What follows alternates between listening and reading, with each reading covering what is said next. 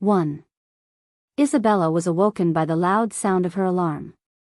She sat up and reached for her phone, locating the button to silence the dreadful noise. Feeling a heavy weight leap onto her bed, she chuckled, knowing exactly what it was. It wasn't it at all. Tala, come here, my beautiful girl. She smiled as her sweet service dog found her hand to be petted. She ran her hand through the long fur of her dog and laughed as Tala licked her cheek. Tala let out a howl, and Isabella nodded. I get it.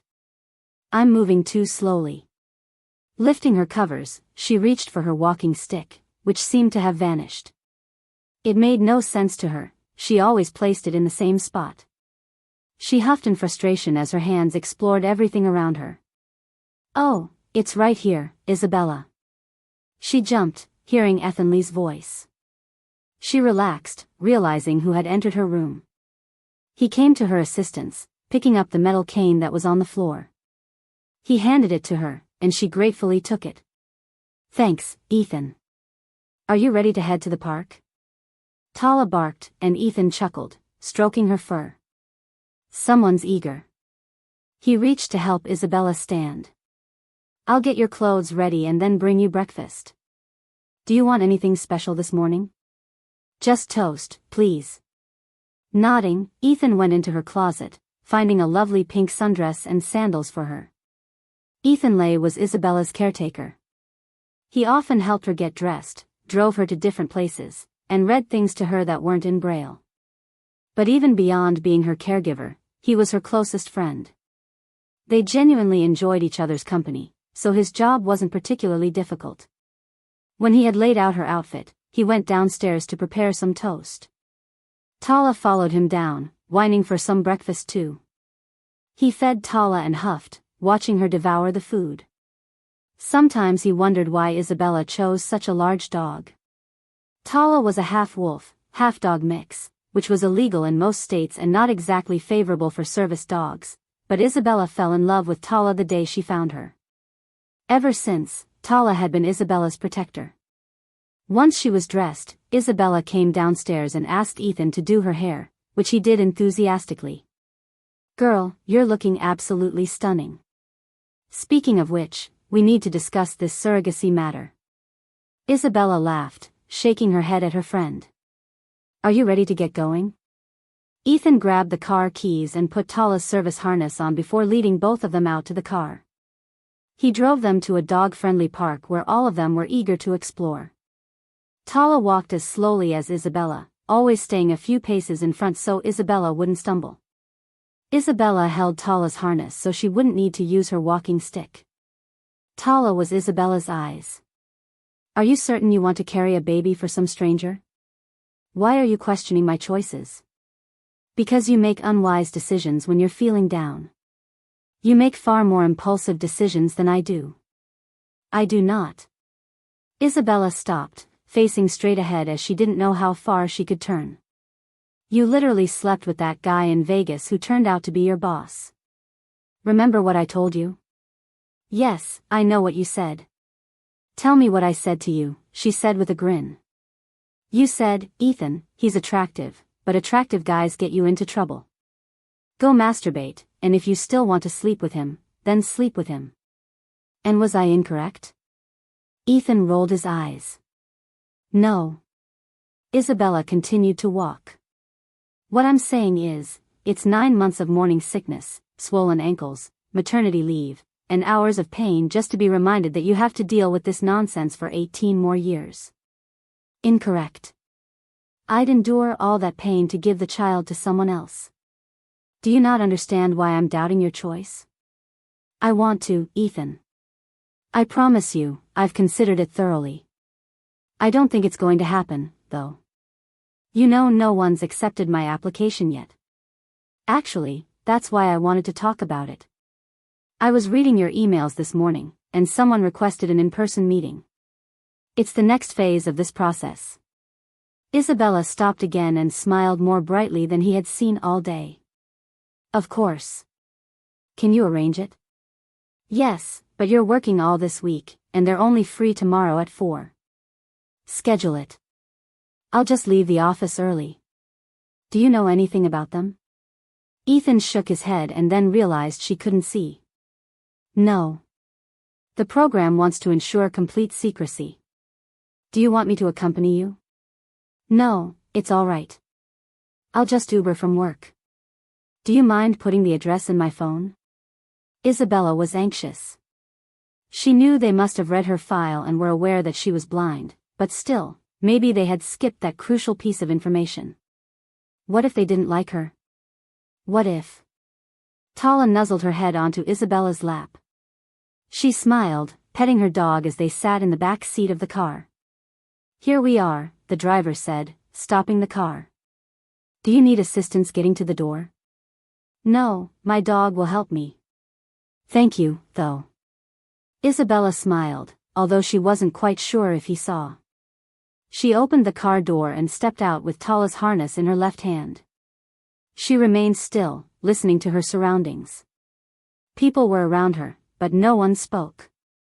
She could tell they were only watching her. Forward, Tala.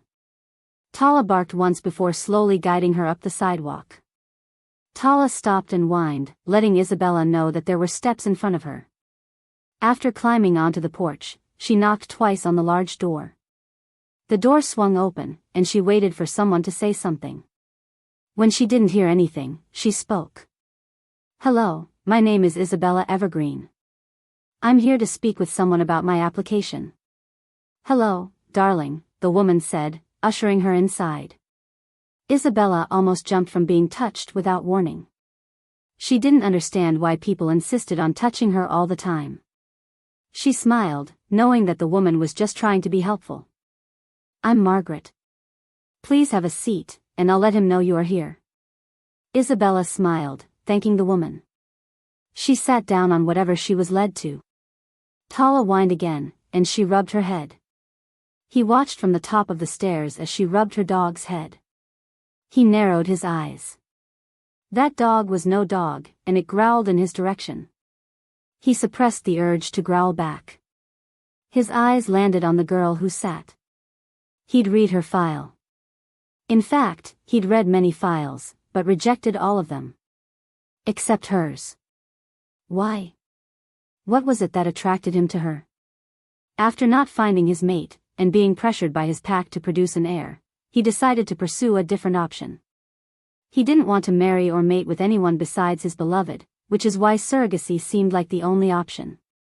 This way he could have a child of his bloodline without committing what he considered betrayal.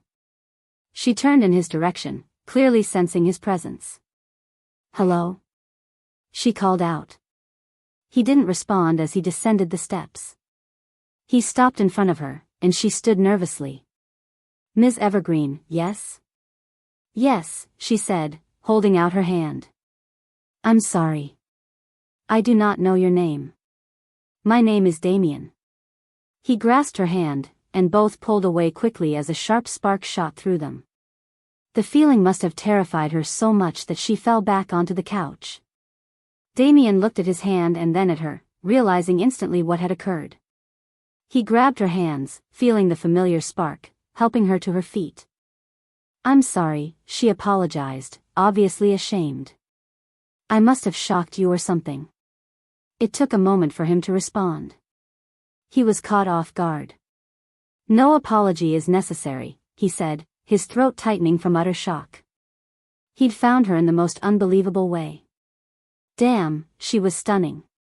He had always known she would be, but even his dreams couldn't compare. He knew then that he couldn't let her out of his sight. Let's go discuss this in my office. Placing his hand on her back, she shivered from the contact. Tala growled softly.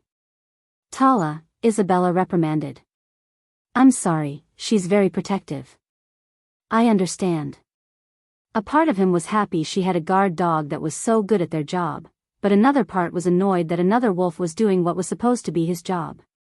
As they entered his office, he led her to a chair in front of his desk and went to sit next to her. Was he nervous?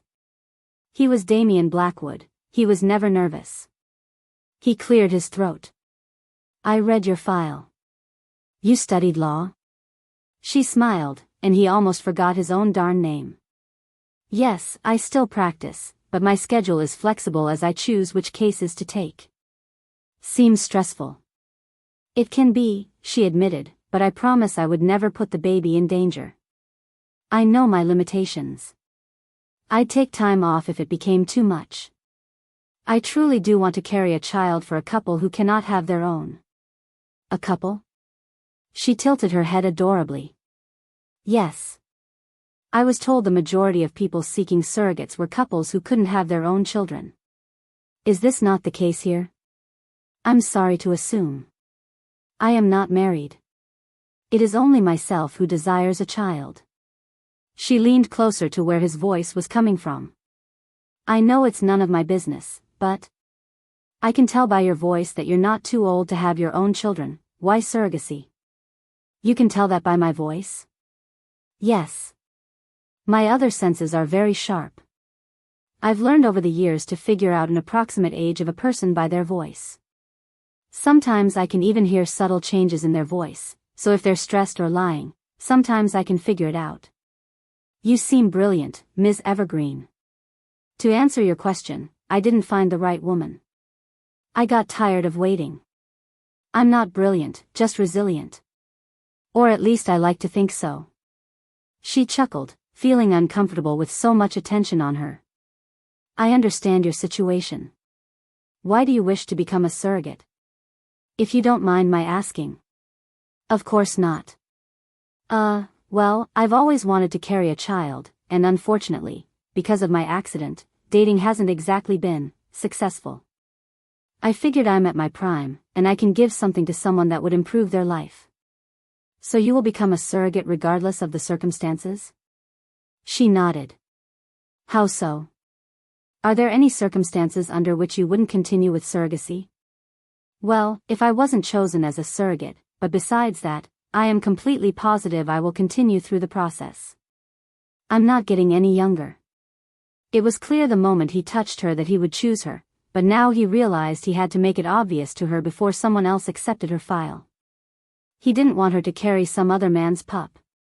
If she had answered differently, perhaps he wouldn't have continued the surrogacy process, but knowing that she would become a surrogate regardless, he seemed to have only one option, to choose her as his surrogate. Still, he had to act a certain way so as not to frighten her. Do you have any genetic abnormalities I should be aware of? No, although heart disease is common in my family. I lost my eyesight, so it is not due to a pre-existing condition if that's what you're referring to. I wasn't, he assured. In his mind, she was already the reason for his existence, but a part of him worried. He worried about how he could take care of her and how others would treat her. He worried, not only for her physical safety but her emotional confidence. She laughed, shaking her head. It's all right, I promise. I was expecting many questions about my blindness. Are you willing to attend all prenatal checkups and follow a planned diet? She nodded. I was intending to. I drive you to each and buy your groceries as well as your medication. Mr. Damian. It's just Damian. She hesitated at first. Damian, that's unnecessary. I can provide for myself. I know, and I do not mean to come off as underestimating your occupation, but it seems only right that I take care of you while carrying my child. She blushed and nodded. She felt like this was moving a little quickly, but part of her loved the idea. Part of her wanted him to put a baby inside her right now. She blushed as her thoughts wandered somewhere they should not be. Focus, Isabella. Very well. She had a feeling he was a very stubborn man. What about your sexual activities? She gaped, clearly not expecting the question. If you are sexually active with anyone, I'd ask you to stop for the next 9 months to ensure no sexually transmitted diseases. She knew she was blushing intensely. I can agree to that. So you are, then? He couldn't help but sound a little tense. Yes, I am sexually active, but I haven't been for an embarrassingly long time, if I'm being honest. Good thing she couldn't see because his eyes turned dark black, and his canines lengthened. He knew that he couldn't be mad at her. She didn't know she had a mate. She didn't know she was his, but he was expecting both of them to be virgins when they met. Would you stop as well? Yes, he affirmed. He could see a small smile on her lips. You wouldn't have to have sex regardless. She didn't respond. She just looked down, and he continued. You'd have me to take care of your needs. What? He moved on, not wanting to explain himself. I'd also ask for you to move into my home so I may ensure your safety at all times. He was asking a lot. To be honest, she didn't have to agree to anything he said, but something called to her. She wanted him to choose her more than anyone else. Still, she was also terribly stubborn and proud. I promise you my home is safe, she argued. I could also move in with you for a short time. Whichever you prefer, he continued. It took a few moments, but eventually, she nodded, agreeing to these crazy demands. As she stepped outside, she huffed. Her chest rose and fell with deep breaths. She felt like she couldn't breathe talking to him. She couldn't help but feel like she just made a decision that would change her life forever. For the better or worse, she didn't know. She turned to face the door, bringing her hand up to knock again. She couldn't resist the unavoidable pull she felt toward him. Tala pulled Isabella, and she turned around, stumbling down the steps. As she got closer to the car, she realized that when he spoke to her, all she could think was, oh shite. When she returned home after the meeting, Ethan was waiting for her at her house. She walked in slowly with an unreadable expression on her face. Taking off her jacket, she hung it on the coat rack. How did it go? She jumped, hearing his voice. Dang it. Woman, I'm blind, wear a bell or something so I know you're here.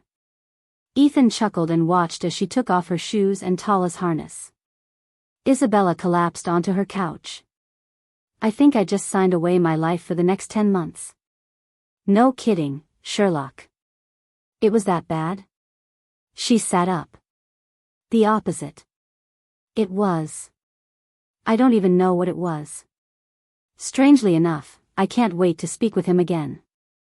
So you were chosen? Isabella nodded, standing up. It took a moment before she smiled. 2. Okay, so, you have your morning meeting at 11:30 with Jonathan, your afternoon meeting at 2:30 with Amber, and a late meeting at 4:40 with Merida. I don't know when you'll find time to grab some grub, so I've arranged for Uber Eats to deliver McDonald's to you. I adore McDonald's, Isabella shouted happily. Work was the usual whirlwind today, packed with appointments and detailed reviews of legal cases. It was challenging at times, but Isabella loved her profession. She was passionate about law. Yeah, I don't know why. Sophia giggled softly. Isabella listened to Sophia's gentle laughter. Sophia was Isabella's helper. They had worked together for a year now and had become close companions. Sophia was attending law school and was working as an intern at Isabella's company until she finished her studies. Oh, and you got a call from some company called. I thought it was just junk mail, but a man left an invitation for lunch today. I told him you were in meetings all day. Apparently, his name is Damian. Isabella immediately stopped tapping on her laptop. The keys had raised bumps on them for when she lost track of her typing. It was specially designed for people with visual impairments. Wait, what? She stood up. Sophia gently took Isabella's arms to turn her towards her. Well, you are in meetings all day. Cancel my 11:30, then. And call him back. Schedule him for lunch, okay? Isabella couldn't see, but Sophia smiled slyly. Is he your secret sweetheart? Believe me, if he were a lover, it wouldn't be a secret. Well, who is he, then? Can you hand me the Gregory case file? Sophia searched through the stack of papers on Isabella's desk. When she found the file, she handed it to her boss. When the file touched Isabella's hand, she gripped it firmly. All of her cases were embossed with raised letters so she could easily read them. In situations where records weren't in Braille, Sophia read them to her, or she could listen to audio recordings. Do you recall that wild idea I had a few months ago? To purchase horses and become a ranch owner? No, but I still think that's a good option. No, the surrogacy plan. Oh right, I didn't think you applied, though. Well, I did. I received an acceptance. From this guy? What does he look like? Isabella gave a look, and Sophia gawked at her own ignorance.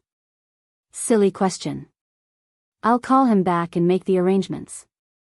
I'll cancel your Uber Eats as well. I will have to reschedule your 11:30.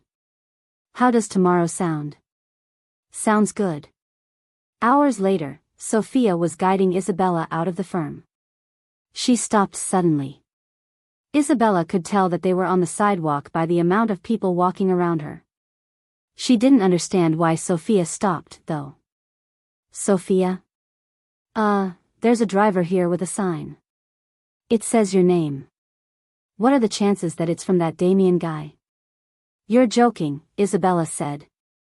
Sophia smiled, leading her boss to the chauffeur, who opened the door for them. Once Isabella was seated into the back of the long, luxurious car, Sophia stuck her head in. Would you like me to come with you? If you wouldn't mind.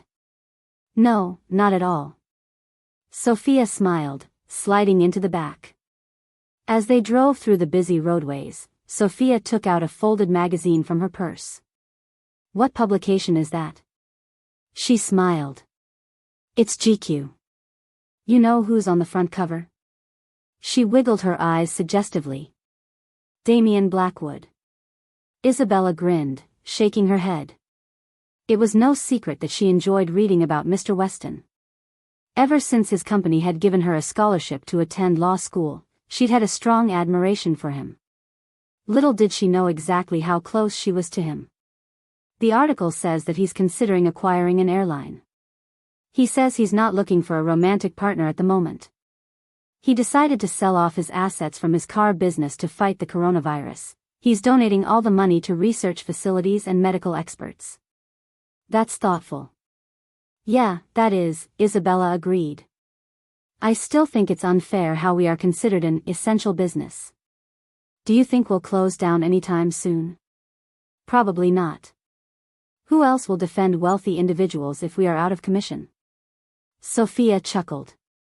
You know, before you put a little tiny person in your tummy, you have to experience one last time of wild, fun adventures. You sound like Ethan. Because we know what's best. After a few more minutes, the car stopped. The chauffeur came to open the door. Sophia helped Isabella out of the car and walked her inside the restaurant.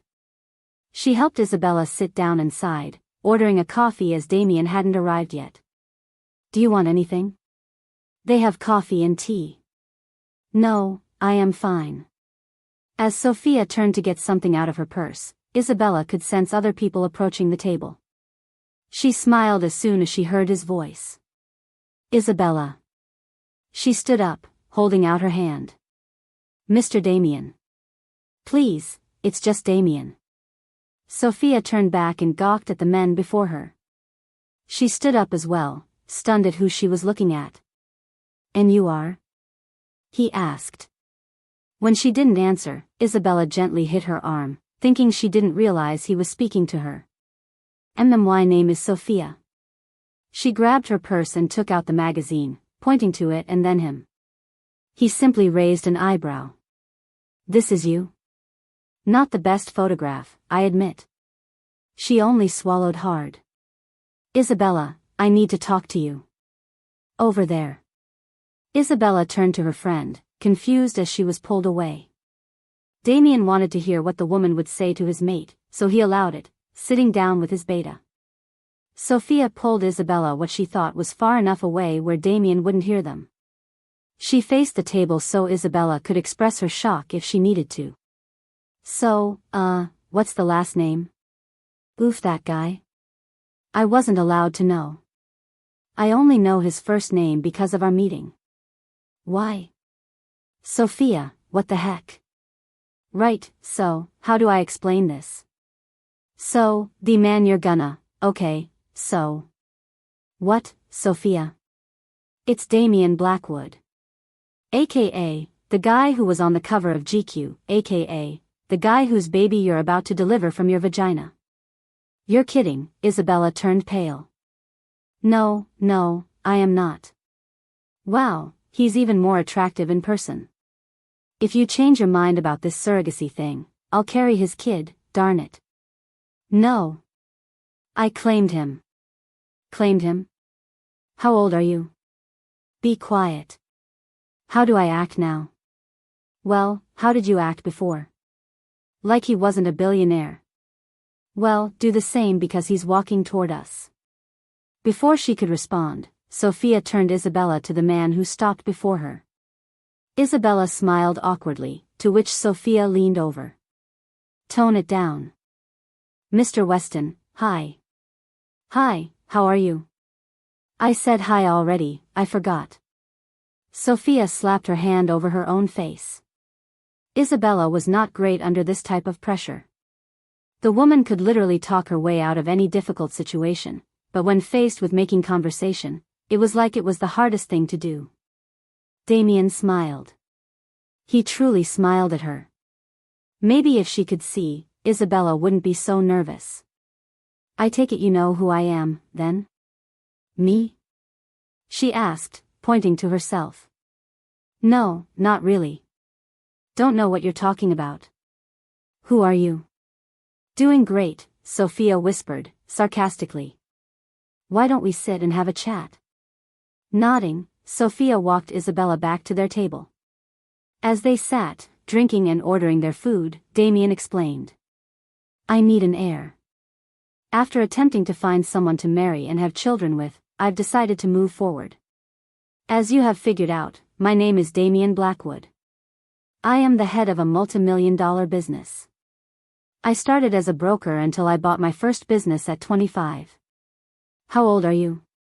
His eyes narrowed for a moment. I'm 32. Looking at his beta, he grabbed his personal file. He handed it to Sophia. This is my file that the agency had me fill out. It has all the details she'd like to know about me. He grabbed Isabella's hand, to which she jumped, startled. He placed a piece of paper in her palm. She raised an eyebrow as she felt the bumps. She smiled once she realized. This is your number in Braille. It is.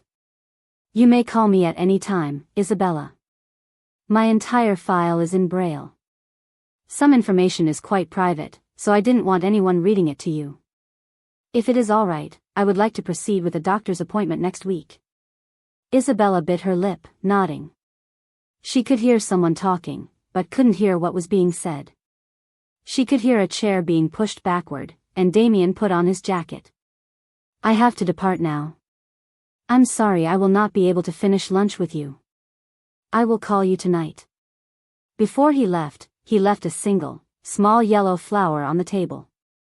As he left with his partner, Sophia grabbed it and handed it to Isabella. He left it for you. Once they finished eating, another limo was waiting for them outside. As they drove, Isabella leaned her head against the window. Can you tell me what he looks like? Sophia turned to her friend. Sometimes she forgot how much Isabella couldn't experience. In part, it was because Isabella was always happy. She never acted as if her blindness was a negative aspect. He was dangerously attractive, she began. Dark hair that was very neatly kept with some facial hair. Does it look good? Some men cannot manage facial hair, but he can. He had these light brown eyes that reminded me of honey when the light hit them. A strong chin with full lips. Does he have any tattoos? Piercings? Scars? Not from what I could see. How does he dress? He dresses like a man in charge. He was wearing a dark blue button-down and black slacks with this expensive timepiece. He was so tall, Isabella, and looked so strong. He had broad shoulders that made his shirt so tight against his chest. Girl, he has abs, I'm telling you. If I'm wrong, you can sue me. Isabella laughed. I wish you could see him. She turned back toward the window. Me too, she whispered. 3. Doesn't matter. Drink. Isabella rolled her eyes before taking the gulp. Wow, darn you all. You know I despise tequila. A few days after her lunch meeting, Ethan and Sophia insisted she have one last wild time before being pregnant for 9 months. Sadly, no one was allowed to go out because of the quarantine, so a few friends came to her house. As the music played, someone poured vodka into her mouth. Laughing, she pulled away, feeling the alcohol drip down her chin and chest. Someone grabbed her, and upon touching their face, she realized it was a friend. Elijah and she had had physical relations in the past, but nothing ever lasted. He licked the extra alcohol off her chin before kissing her. Her friends all cheered them on. She pulled away, not wanting to go further. After taking a body shot off of Ethan, she went outside to cool off. She sat down on the step, breathing in the cold air. She was having fun, honestly, but sometimes her head hurt from trying to figure out what was around her. She looked behind her as she heard the door shut again. Someone sat beside her. When he started speaking, she realized it was Elijah. Are you sure you want to do this? Do what? Drink? No, have this guy's baby. She nodded. Yeah. I am. He sighed, moving closer to her. Aren't there rules about having sex during the pregnancy? Yeah, there are, she said, feeling the bridge of his nose move up her neck. She giggled. Are you sure you want to give it up for so long? It definitely won't be simple, she admitted. She turned to him, and he kissed her, pulling her body onto his lap. She kissed him in return, running her nimble hands through his hair. As he kissed down her neck and down her chest, she moaned. This is the final time, Elijah. He hummed in response as he picked her up, walked back into the house, and slipped them upstairs. At some point, she was standing on her kitchen island, dancing to the talking bodies with a bottle in her hand. She stopped suddenly. Guys, I can darn well see, she screamed. Ethan looked at her. No, the heck you can't. Yes. I can. I can see with my ears. Yeah, okay. Come on, let's get some water. To heck with water. No, water is good. He wrapped his arms around her legs, putting her onto his shoulder. He put her onto her feet and grabbed the bottle from her hand. He made her drink water before drinking more alcohol. When she woke up the next morning, she was laying the opposite way on her bed. She sat up slowly, feeling her head ring with a pounding pain. She winced hearing her phone ring. Before she could find it, she realized that she was completely unclothed next to someone. Oh darn, she groaned. She stumbled out of bed, wrapping the sheet around her. When her phone stopped ringing and she couldn't find it, someone began knocking on her front door. She made her way carefully down the stairs, still wrapped in only a sheet. When she made it to the front door, she opened it. Hello? Isabella. Her blood turned cold as she realized who it was. Mr. Weston. Hello. I am a little early for breakfast. I apologize. Breakfast? What about breakfast? She acted calmly. When did she agree to breakfast? She smiled through her panic. She didn't want to seem hungover. I'm running a little late, would you like to come in? Yes. She moved to the side, feeling his large frame walk into her living room. She suddenly realized she had no idea how messy her house was. I'm sorry if it's messy. Walking in, Damian raised an eyebrow as he observed the condition.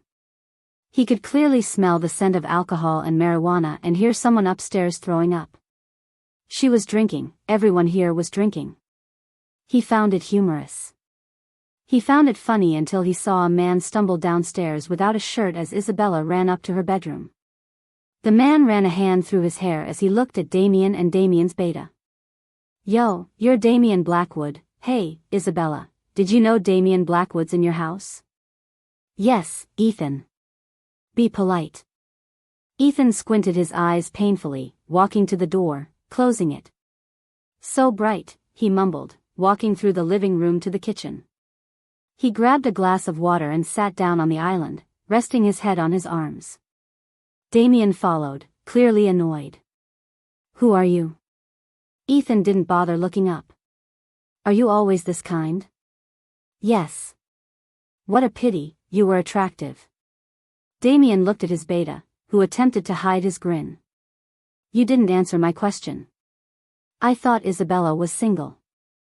Ethan looked up finally, laughing at the men before him. When he was finished, he stood up, clapping his hands. She is. Then who are you? You're telling me she never talked about me?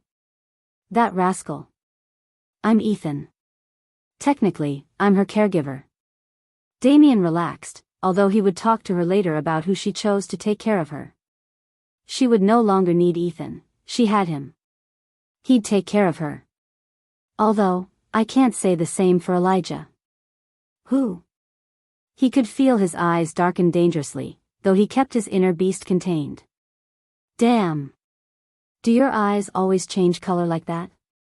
That's a medical issue, dude, go see a doctor. Wait, why are you here? You literally own a butler for your butler. Damian didn't want to tell him. He didn't answer.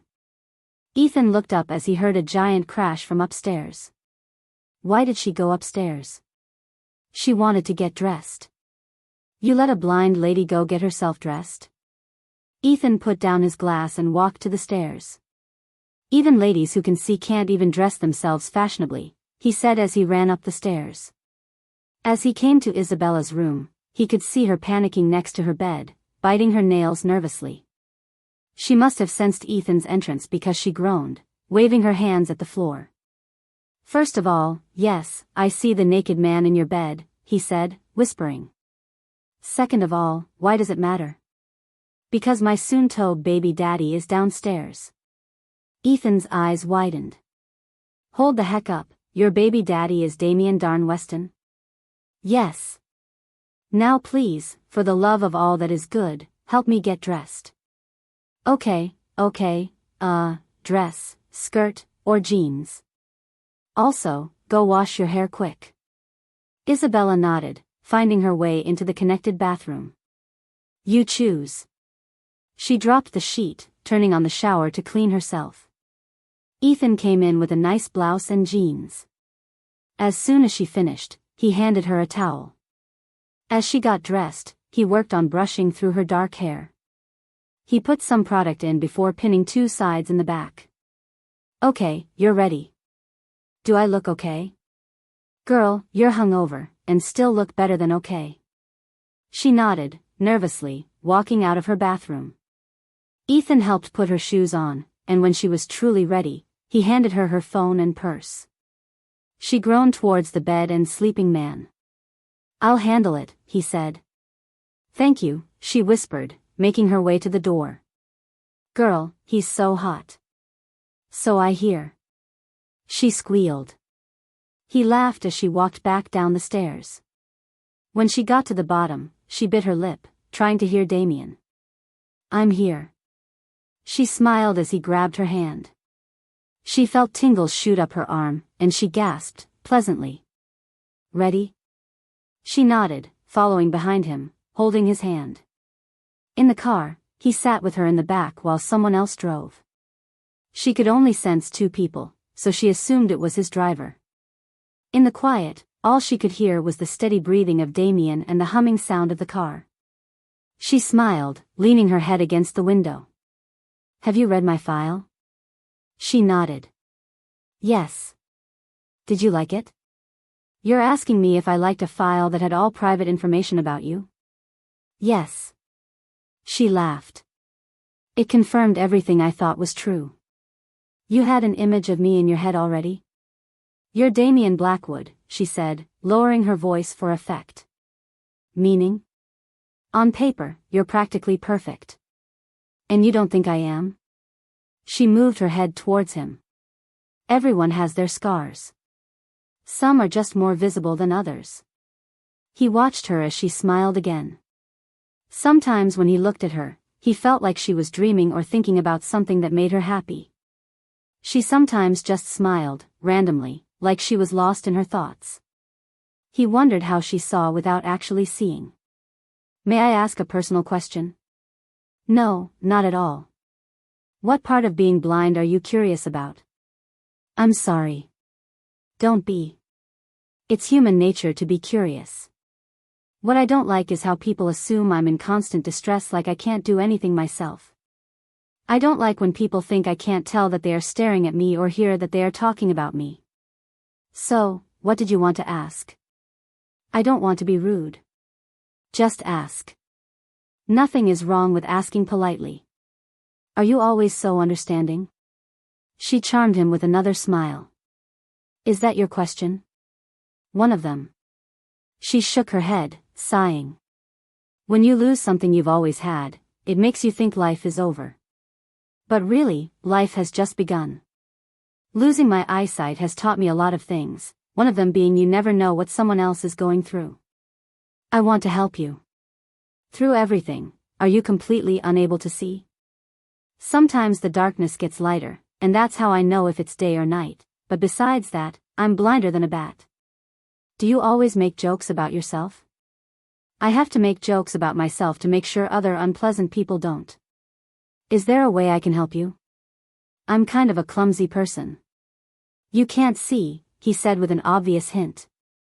Well, no, I can't, but it doesn't help that I have 2 left feet. Even when I could see, I'd trip over a flat floor. What I mean, she said, chuckling, is that as long as someone shows me around a place, I can figure it out. Or if you show Tala around, she can lead me. I need help with stairs sometimes, or sidewalks that are broken. If you just guide me in the right direction, I'd be fine. Promise. The car came to a stop, and she waited as Damian got out and walked to her side. He opened the door, grabbing her hand to help her out. He wrapped his arm around her waist, to which she became a little startled. She didn't expect him to be so physical. She could tell by the noise that they were somewhere busy, and when the sweet smell of syrup hit her nose, she knew it was a restaurant. It was only when the waitress welcomed them that she realized where they were. She looked at him, clearly shocked. IHOP? It's your favorite, right? She nodded, feeling him gently guide her to a booth. You really did read my file. As you did mine.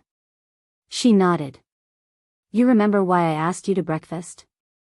She nodded, but she lied. No, she didn't. She didn't remember at all. You don't. She relaxed as she heard his deep chuckle. I'm sorry. You're hungover. Just a little. My friends wanted to have fun one last time before well, you know.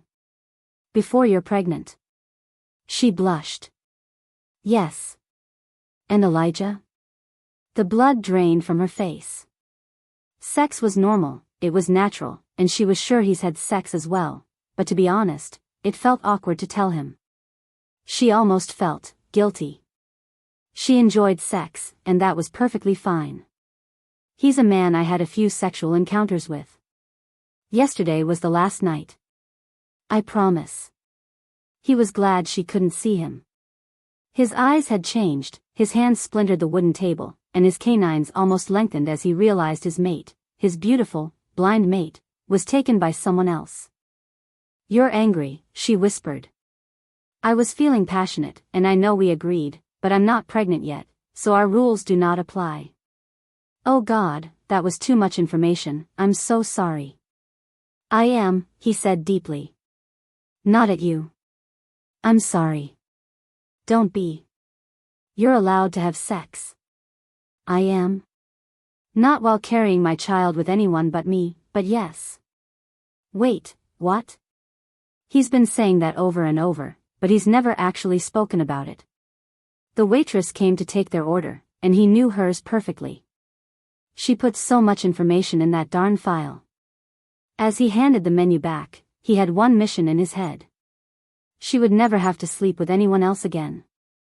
If she would have him, he'd be intimate with her without restraint for the rest of their lives. Once their food came, he insisted on cutting her pancakes, and she briefly wondered if he was this persistent now, how would he react when she was pregnant? When she was finished, he cleared their plates and took her hand. What I wanted to talk to you about is the timeline. Timeline? I'd like for us to go to the first doctor's appointment tomorrow. Tomorrow? Is that all right? This was what the plan, right? Yes, it's fine. 4. It was raining. She could tell by the sound against her roof. Tala whined by her legs as she washed the dishes. Someone's hungry. Tala howled. Laughing, Isabella found her way to the cabinet to pour some dog food out. She washed her hands after feeding Tala and finishing her dishes. She could hear the sound of a car door closing with a thud, so she turned around, knowing someone would knock soon. When she heard, she grabbed her purse and made her way to the door. She smiled, hearing his usual greeting. Isabella. She gasped as his damp hand grabbed hers to put an umbrella in it. She walked out onto the porch, locking her door before he led her to the car. She got in before he did so he could close it. I wanted to ask another question. Shoot. Do you believe in soulmates? She hummed. I think every person has someone meant for them, but the likelihood of ever meeting is so low that we all just settle. If soulmates did exist, and you had one, would you still be a surrogate? She nodded. Probably. I want to give you what you so desire. I want to make you happy. So even if we didn't go through with this today, you'd still be a surrogate for someone else? She couldn't help but hear some type of sadness in his voice. She nodded. As the car came to a stop, he helped her out, once again holding the umbrella with her as they made their way into the building. He led her to a chair where he told her to sit as he signed them in. She listened, cocking her head as she listened to the TV. Something fell on her feet, and she raised an eyebrow. I'm so sorry. He can't see well. Isabella realized then that it was a loving mother. She picked up the little boy. It's all right. I can't see well either. You can't? Isabella nodded at the young voice. It was the boy talking. I use a cane to find my way around or a giant dog that becomes my eyes. That's so cool. Isabella chuckled. My doctor says that I have to wear these big glasses to help my eyes, but they are so ugly. I think they'd look nice. You do? The mother smiled, chuckling. It looks like someone has a crush. As Damian came back, he sat next to Isabella.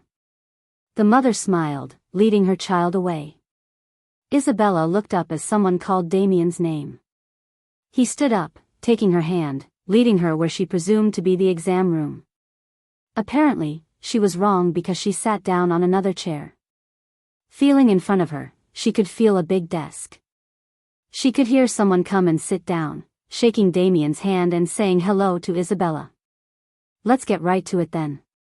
Isabella, you've decided to be Damian's surrogate, yes? She nodded. Well, congratulations. We'll take the eggs that Mr. Weston chose from a donor and implant them within you.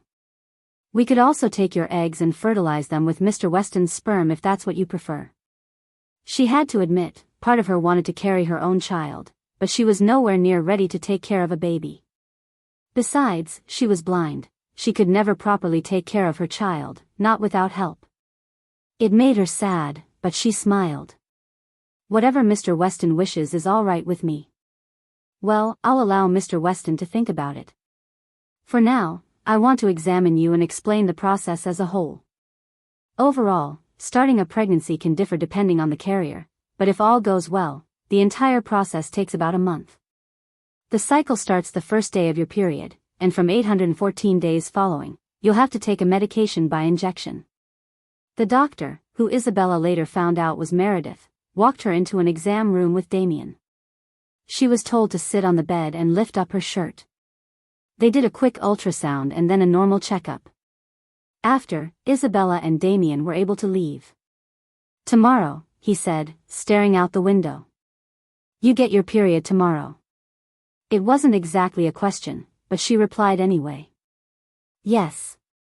I have tonight to decide. Yes. He did have to decide whether to use the donor or to fertilize Isabella's eggs. If he was being honest, he already knew what he preferred. When the car came to a stop, he led her back to her porch and then left, saying a soft goodbye. She sighed, unlocking her door. After showering, she made some tea and fell asleep with Tala on her bed. She groaned, hearing a loud knock on her door. She made her way downstairs, opening her front door. Damian rushed past her, and she only knew it was him by the smell of his cologne. She shut the door, confused. She could tell it was either very early or very late. Damian? Isabella. She could tell by the strain in his voice that something wasn't right. What's wrong?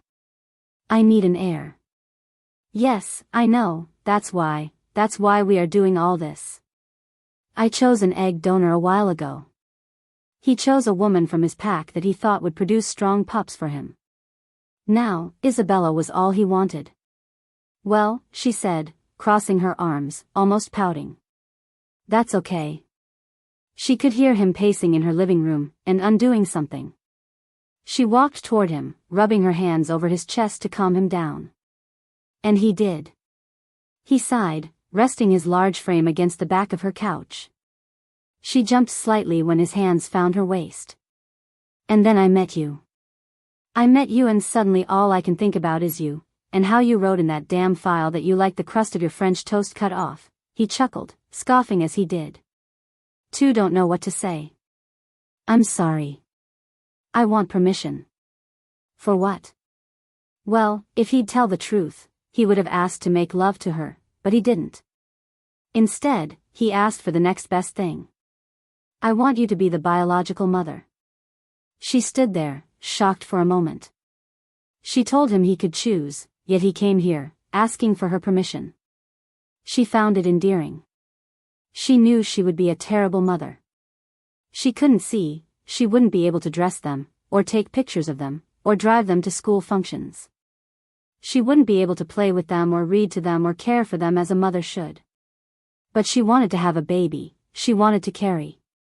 But she also knew very well this would probably be her only chance. Whether she admitted it or not, she was insecure at times because of her disability. She felt like she was so strange in such a normal world. She felt like every man who wanted her only wanted to use her because it was easy. She felt like such a nuisance having to ask for easy tasks to be done. No one would ever love her. Who would want to fall in love with someone who relied on them? For God's sake, she couldn't even dress herself. But she wanted to know what it felt like. She wanted to get morning sickness and feel the first kick. She wanted to get maternity clothes and go to doctor's appointments. She wanted to take this chance because this chance may be the last time. She nodded. And for the first time, she almost felt what she thought was normal in such an abnormal situation. 5. When the morning came, she woke up to her alarm and Ethan bursting into her room. Sweetie, I hope you don't mind me saying, but no matter how much sleep you get, nothing's gonna fix that face. She sat up, throwing a pillow in the direction of the voice. You're an unpleasant person. She reached over, turning off her phone alarm. What do you want for breakfast? Cereal, pancakes? She sat up, hugging her legs to her chest. French toast with the edges cut off. She smiled to herself as Ethan simply laid out her outfit and walked downstairs, calling Tala with him. She missed him, she realized. Why? She didn't know, but she grabbed her phone and asked Siri to call Damian. As the phone started ringing, she brought it to her ear. When she got voicemail, she sighed inwardly. Hi. Sorry for bothering you. Two just wanted to say I hope you have a good day. She's such an idiot. She hung up and fell back onto bed, groaning into her hands. After a few minutes, she got up, got dressed, brushed her teeth, and then realized that her period, in fact, did not come. When she walked into her kitchen, she could hear Ethan talk to someone. Isabella. She smiled, happily. Damian. Ethan squinted his eyes. Why did you say his name like that? Like what? You know like what, he said, setting French toast on a plate. Isabella ignored him, going to Damian. I didn't get it. Not yet. We can reschedule the appointment then. When you do get it, call me immediately and we'll head over. I'm here because I wanted to take you to the appointment, but that clearly cannot happen, so I can drive you to work instead. Smiling, she nodded. I'd like that. You sound like a schoolgirl, Ethan laughed. She groaned, reaching to hit Ethan, but missed. Instead, she took her plate and started eating. Are you hungry? I had breakfast, he said. She nodded, finishing her breakfast. Once she was finished, she grabbed her purse and walked to Damian's car as usual. He sat in the back with her, but she could feel someone else was near as well. I never introduced you, this is Lucas. He's a business partner. Isabella smiled, holding out her hand. The man took it with a strong grip. It's a pleasure. Likewise. I was with you for a few meetings with Damian. I could sense you, but you hardly spoke. I thought you were mute, she joked. No, Damian just made sure I knew he wanted time with you. She could hear someone groan as if someone hit someone else. She shrugged it off because of what he had said. Time with me? Damian nodded, although she couldn't see. Yes. As soon as the car came to a stop, she barely had time to respond. Sophia opened the door and grabbed her boss's arm, helping her out. Isabella, things just got bad. What? She asked, clearly caught off guard. She straightened out her pencil skirt as Sophia talked wildly. The O'Dare contract fell apart, and Adams is furious. He wants you and Victor to redo the entire thing. Isabella groaned, frustrated. Adams was her boss who always rode her harder than anyone else at the firm. All right. She turned back to the car, waving where she could. Bye, Damian. I appreciate you giving me a ride. Sophia immediately pulled Isabella away and into their office building. She barely had time to put her things on her desk when Victor came in with a stack of files, slamming them on the desk. Adams is furious. I heard, she said, sighing. Let's rewrite the contract and send it to O'Dare. What exactly did he not like? He disagreed with the clause about forbidden items. Isabella nodded, sitting down. She wished she could have spent more time with Damian, but she had work to do. So she worked through the afternoon and evening. By the time they had rewritten the contract, it was well past 9.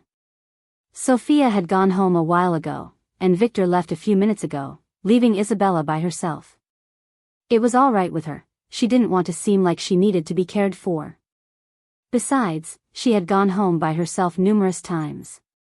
Her phone rang, and she knew immediately her Uber was here to take her home. She turned off her office light and grabbed her purse, making her way out of the office. Isabella, are you leaving? She turned towards the voice, knowing immediately it was her boss. She nodded, clutching her purse. Have you finished the rewrite? Yes, sir. Good. If you ever want to become partner, you must work harder. Sir, I've been here since 8 this morning. Everyone else has already left. You either have to work harder to get what you want or give me something to give you what you want. It was no secret that Isabella received certain attention others in her firm did not. She was the only female on the board, which made it difficult at times. She knew deep down that her boss wanted her in an improper way, but she would never tell anyone or complain about him. He could destroy her career, and it wasn't worth it. She could deal with it. Being honest, she tried to convince herself he was just being polite and didn't know boundaries. Yes, sir, is how she responded. She found the door as quickly as she could and walked out to the Uber. The morning came quickly, and as usual, Isabella went to work.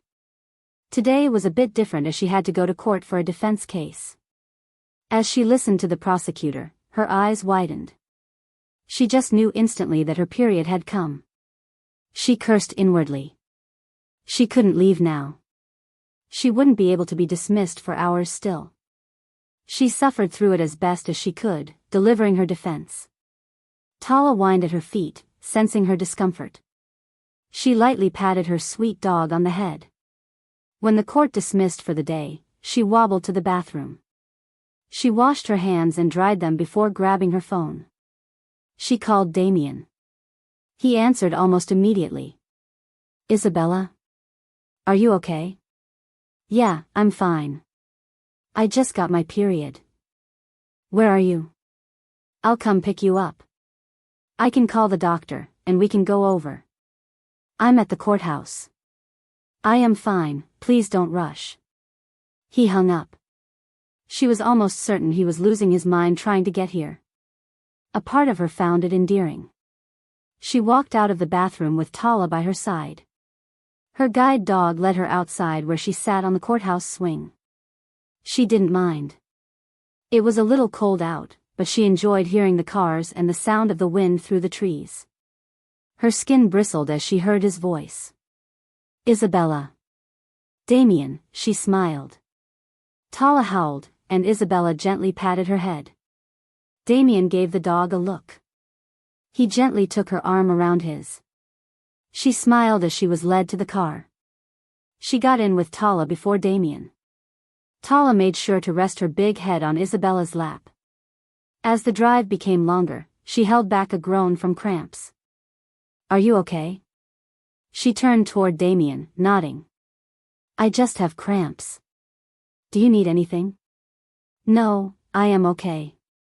She couldn't see, but Damian gave her a look before telling his driver something she couldn't understand. Minutes passed before the car came to a stop.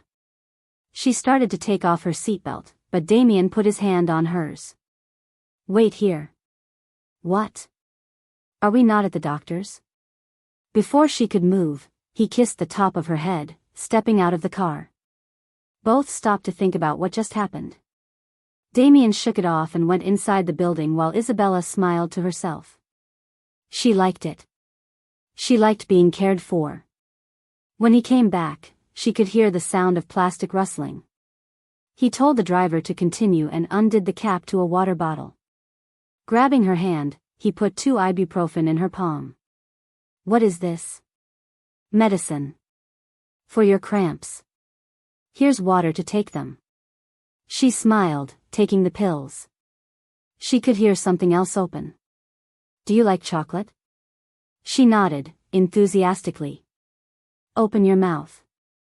She listened and could feel the sweet taste of the rich chocolate on her tongue. She smiled, thankful that he went through all this trouble just to make her feel better. He wanted to take her into his arms, but Tala sat right in between them. He rolled his eyes at the wolf, and he could have sworn Tala snickered. As the car came to a stop again, Damian helped Isabella out with Tala. They walked into the office and were immediately escorted into the exam room. She went and sat on the bed, waiting for Dr. Harper to come in. How was work? I heard your assistant say something about a contract. Yeah, I had to stay late yesterday, and my boss is pushing me hard relentlessly.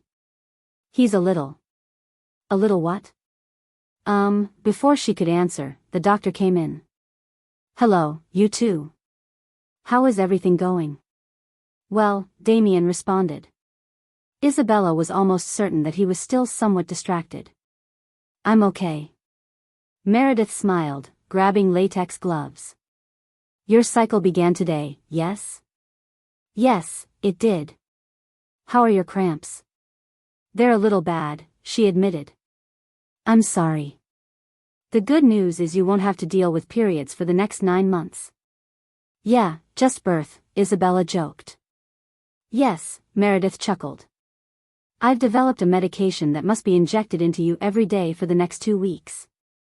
You can choose to come here every day to get it administered, or I can teach Damian, and he can do it for you. I'll give it to her. Isabella blushed, immediately thinking improper thoughts. Meredith smiled, nodding. She went to a nearby fridge to take out the injection. She asked Isabella to stand up. Turn around and put one leg up. We have to inject it into your butt cheek. Isabella unzipped her pencil skirt and pushed it down her thighs so Meredith could properly clean the area. She inhaled deeply, realizing she should have chosen prettier panties than her plain pink ones. Faintly, Isabella heard Meredith explain the procedure, but she was distracted by the sheer embarrassment. Meredith gave her a warning before injecting it. She whined somewhat as Meredith rubbed the area and put a small band-aid on. I gave you a luteinizing hormone, LH for short. It's a natural supplement to encourage your body to produce more eggs. That way when we fertilize, there's a higher chance of conception. Try to get the injection every day around the same time. On the 14th day, so 13th after today, you'll inject the trigger injection, which gets the eggs ready for retrieval. We will schedule your next appointment the day after the last injection. At that appointment, we will retrieve your eggs and take them to the lab for fertilization. Just to let you know, Mr. Weston, on that same day you'll be asked to produce sperm, so be prepared. Be prepared? Isabella asked. She could kick herself once she realized. Yes, Meredith chuckled. If you find it difficult to ejaculate more than once a day, I suggest not masturbating or having sex the day before. This just ensures the best sperm can be collected. All of this that day will take no longer than 30 minutes, and you'll be able to walk out the same day. Isabella will be asleep for the retrieval so she won't feel a thing during. When do I? Once we have both the egg and sperm, we'll take them to a lab where we will create the perfect circumstance for an embryo to develop. After 5 days, we'll call you to let you know if the embryo can be successfully implanted. I should warn you that, in some cases, the embryo isn't viable. But considering both of you are young, healthy, and have taken the necessary measures, the transfer should be successful. Isabella and Damian were quiet as they drove back to her house. Your boss, Damian started. What? You said your boss is a little, what? You never finished your sentence. Overwhelming, she said, not wanting to tell the complete truth. She didn't want to bother him. He could tell that she wasn't saying the complete truth, but he didn't want to push her more than he was already doing so. If you ever need anything, tell me. She smiled, nodding, though she would never use that privilege. When they got to her house, he walked her inside and said his goodbyes. 6. She grew frustrated at the table of other board members. All of them talked over each other, not really speaking about anything. Sir, she interrupted, with all due respect, the Thomas case requires specific qualifications. Enough, Evergreen, her boss interrupted. Sir, she's right. We are not equipped to handle international legal disputes, Victor pressed on. Her boss allowed him to speak. Part of her thought it was due to her disability, the other that it was because she was a woman crammed in a room with men. All right, their boss agreed. Victor, take lead. But this was Evergreen's case. No, it was the firm's case, and now your head. Evergreen remained quiet. She knew it was utter nonsense, but she didn't have the authority to argue with him. So she swallowed her voice and simply nodded. As her phone rang, she picked it up, excusing herself from the meeting. Damian? I'm in your office. What? He hung up before she could continue. Tala led her back to her office where Damian grabbed her arms and pulled her in, shutting the door. What are you doing here? She could hear a package open. You need your shot. She nodded, blushing. He pulled her close to him before turning her around and bending her over her desk. She bit her lip, feeling entirely improper yet obedient. He unzipped her skirt, pulling it down just far enough past her thighs. He put his leg between hers and gently ran his finger over her skin. She wanted to gasp from the contact, but she swallowed it. She jumped, feeling the prick and the feeling of the fluid under her skin. He kissed the back of her head, removing the needle. He gently wiped the excess blood and placed a band-aid on before throwing the needle away. His hand wrapped around her waist, pulling her back to her normal position. She could feel his breath against her hair, so she knew she was facing him. How's work? She sighed. She wanted to talk to someone about her terrible boss. My boss is an unpleasant person. What did he do? He's just annoying. It's fine, just a rough day. What about you? If he would tell the truth, she would hardly be able to handle it. Instead, he could tell half of his truth. I handled a few situations that needed to be dealt with. Well, that's good. I brought you lunch. Chinese, sweet and sour chicken, you're my favorite, she smiled. What about you? Have you had something to eat? I have a very specific diet, he responded with a small smile. He watched her go around her desk, sitting down. He handed her the Chinese box, and she happily began eating. Do you have allergies or something? Yeah, something like that. Alpha, you must find a mate and have an heir. A pack is weak until it has a Luna. Damian couldn't stand his routine conversations with the pack high council. His pack was far superior to any other pack on the continent, yet even he knew that his superiority hung on his ability to lead without a mate. He had a mate, and for a second, he smiled to himself. But she was human and blind and presented many concerns for him. Enough. But Alpha, it is crucial. We have selected many unmated females who are willing to produce an heir and mate with you. If I chose another, I give up my right to my mate. Not only that, if I did mate with someone who is not my beloved, that person also loses their mate, causing pain that no one should ever have to live through. The council was silenced then, and he was able to redirect the conversation. He knew that at some point he would have to tell the truth, but when he did, he'd have to ensure Isabella's safety. Telling his pack meant telling the world, and the world would target his mate. Mates were both a weakness and a wolf's greatest strength.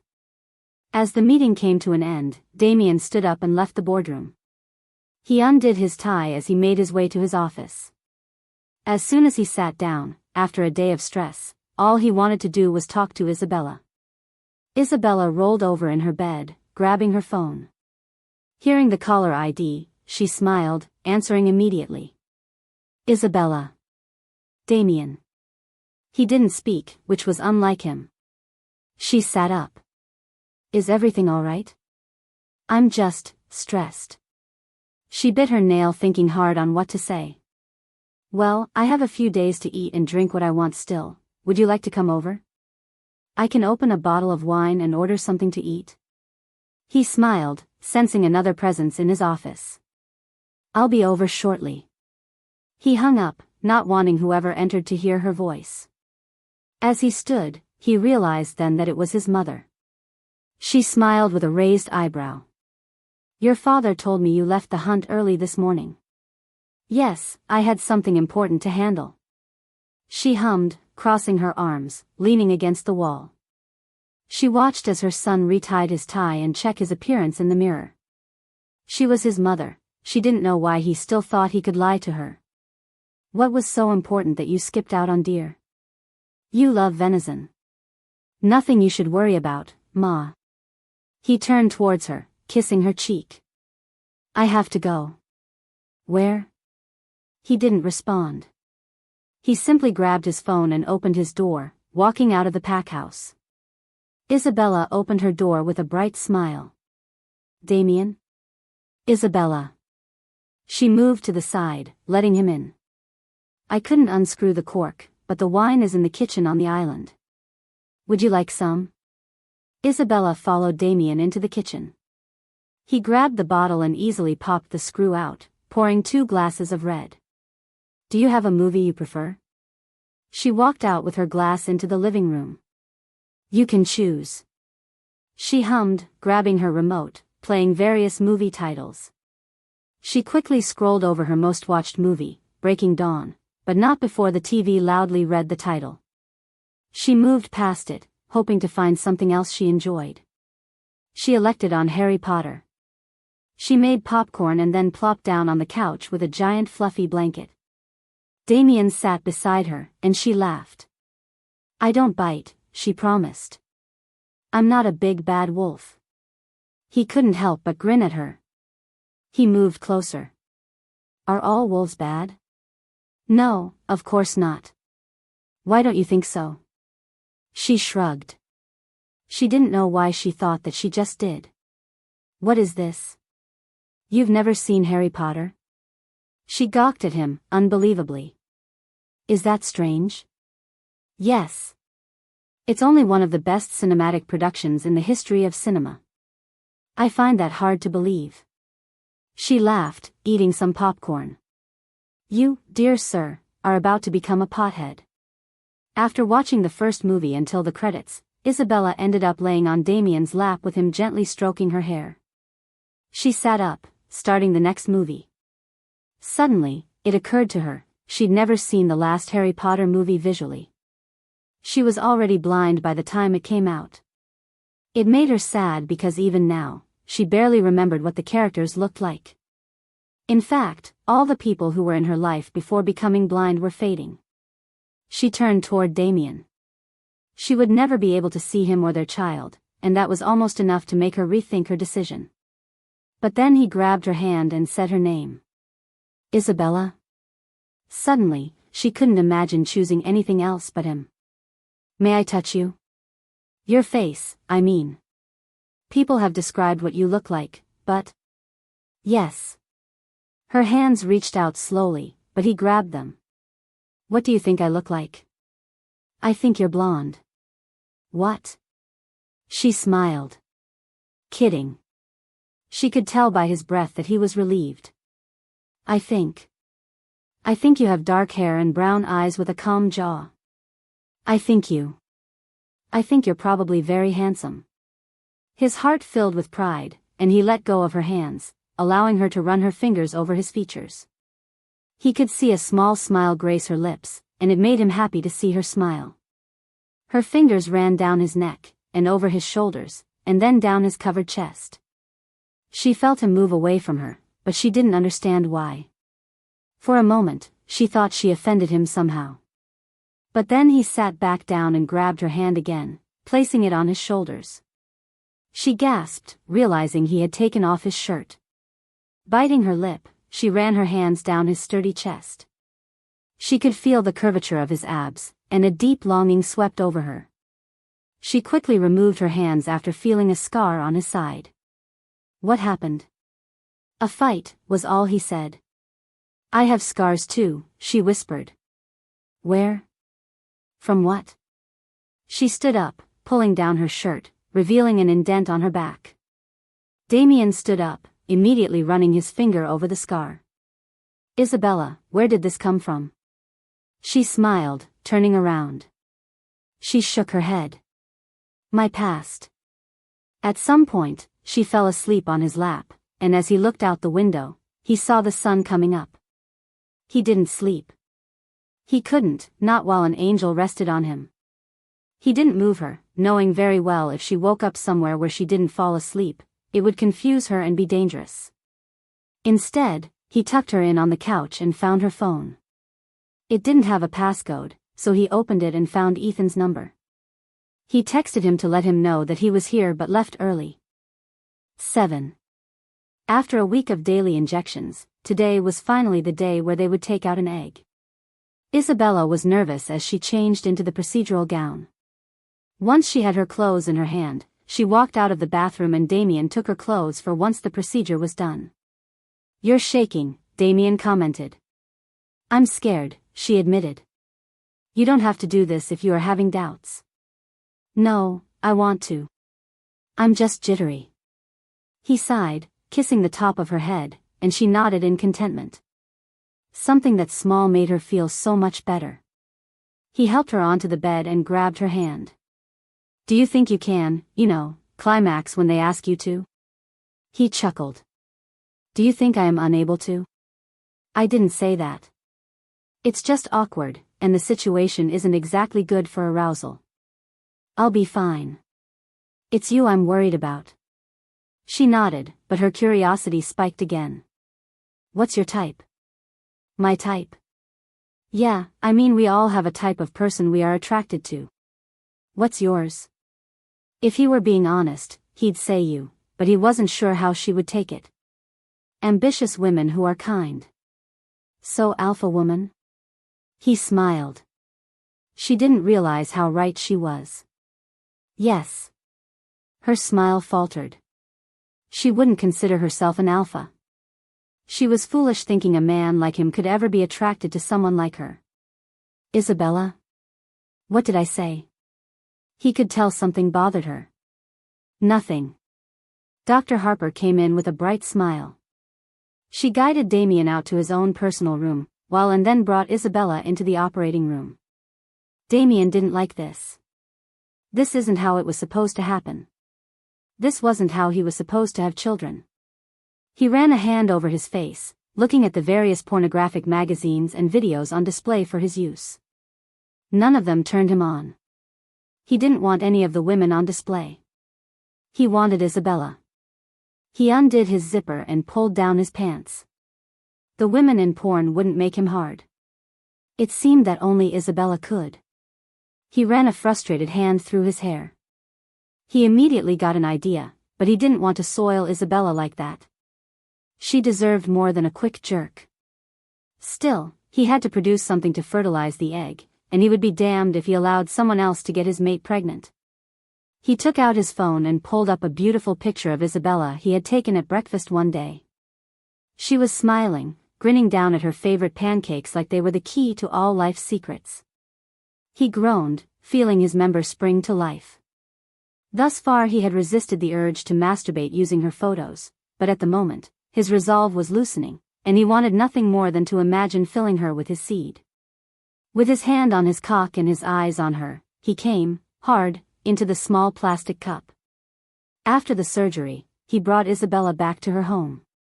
She had been quiet the entire time. It confused him. He helped her to bed and gave her a glass of water. When she was still silent, he sat down beside her, gently rubbing her leg. Isabella?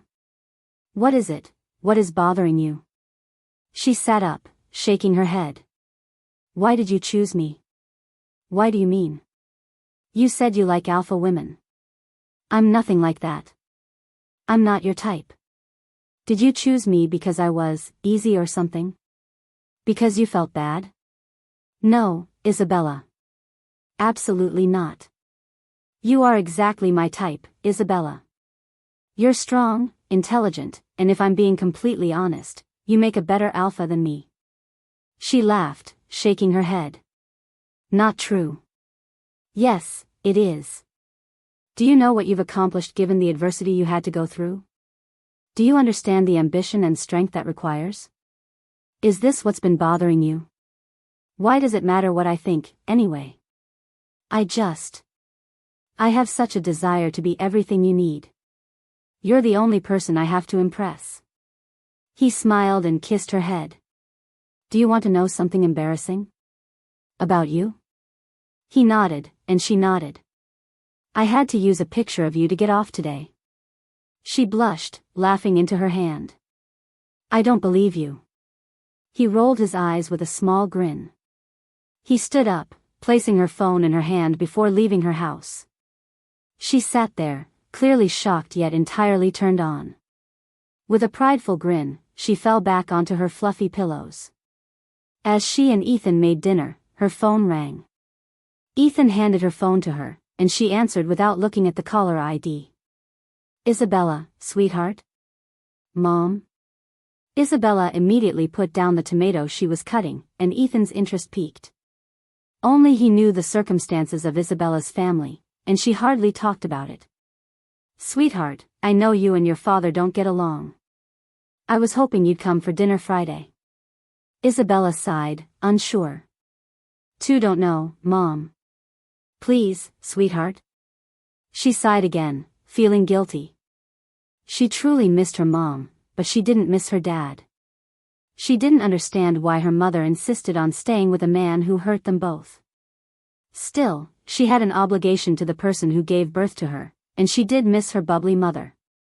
She hadn't been home for months. All right. I'll come. Isabella spoke with her mother for a little longer but hung up shortly after. Ethan and she stayed in silence. He knew it was a hard decision for her. Are you okay? Yeah. Are you sure you want to go? She shook her head. I don't know. Let's just eat. That night, as she laid down in bed, Tala rested her head on her stomach. She sighed, unable to sleep. Her family was more than messed up, they were mentally disturbed. She went to college to get away and became a lawyer to be self-sufficient. She spent her life trying never to see her father again, not after what he put her through. She groaned, rolling over. Friday was only a few days away. She thought these shots would get better, but they still were a pain in the butt, literally. Damian stood her up, putting another band-aid on where she was injected. That was the last one. Tomorrow is the doctor's appointment for the transfer. I know. I just wanted to let you know tonight I'm going to my parents' house for dinner. Alright, do you need anything? No, I'll be alright. Call me if you need anything. She wished she could see him walk out of her office, but she couldn't. Instead, Sophia came in, and they worked on the final touches of her opening statement. Around 4, she let Sophia go early and left work to go home and change. Ethan helped her into a nice wine-colored dress and black pumps. Being frank, she wanted to impress her parents, especially her father who spent her entire life constantly criticizing her. You look beautiful, Ethan said. Without her knowing, he took a picture of her by the window and sent it to, who he called, her baby daddy. She put on a jacket, and Ethan led her out to her Uber. On the drive there, she was a ball of nerves. She hadn't seen her family in months. Maybe this time would be better. As she got out of the car with Tala, she quickly realized she almost forgot the layout of her parents' house. Tala knew it just as well as before.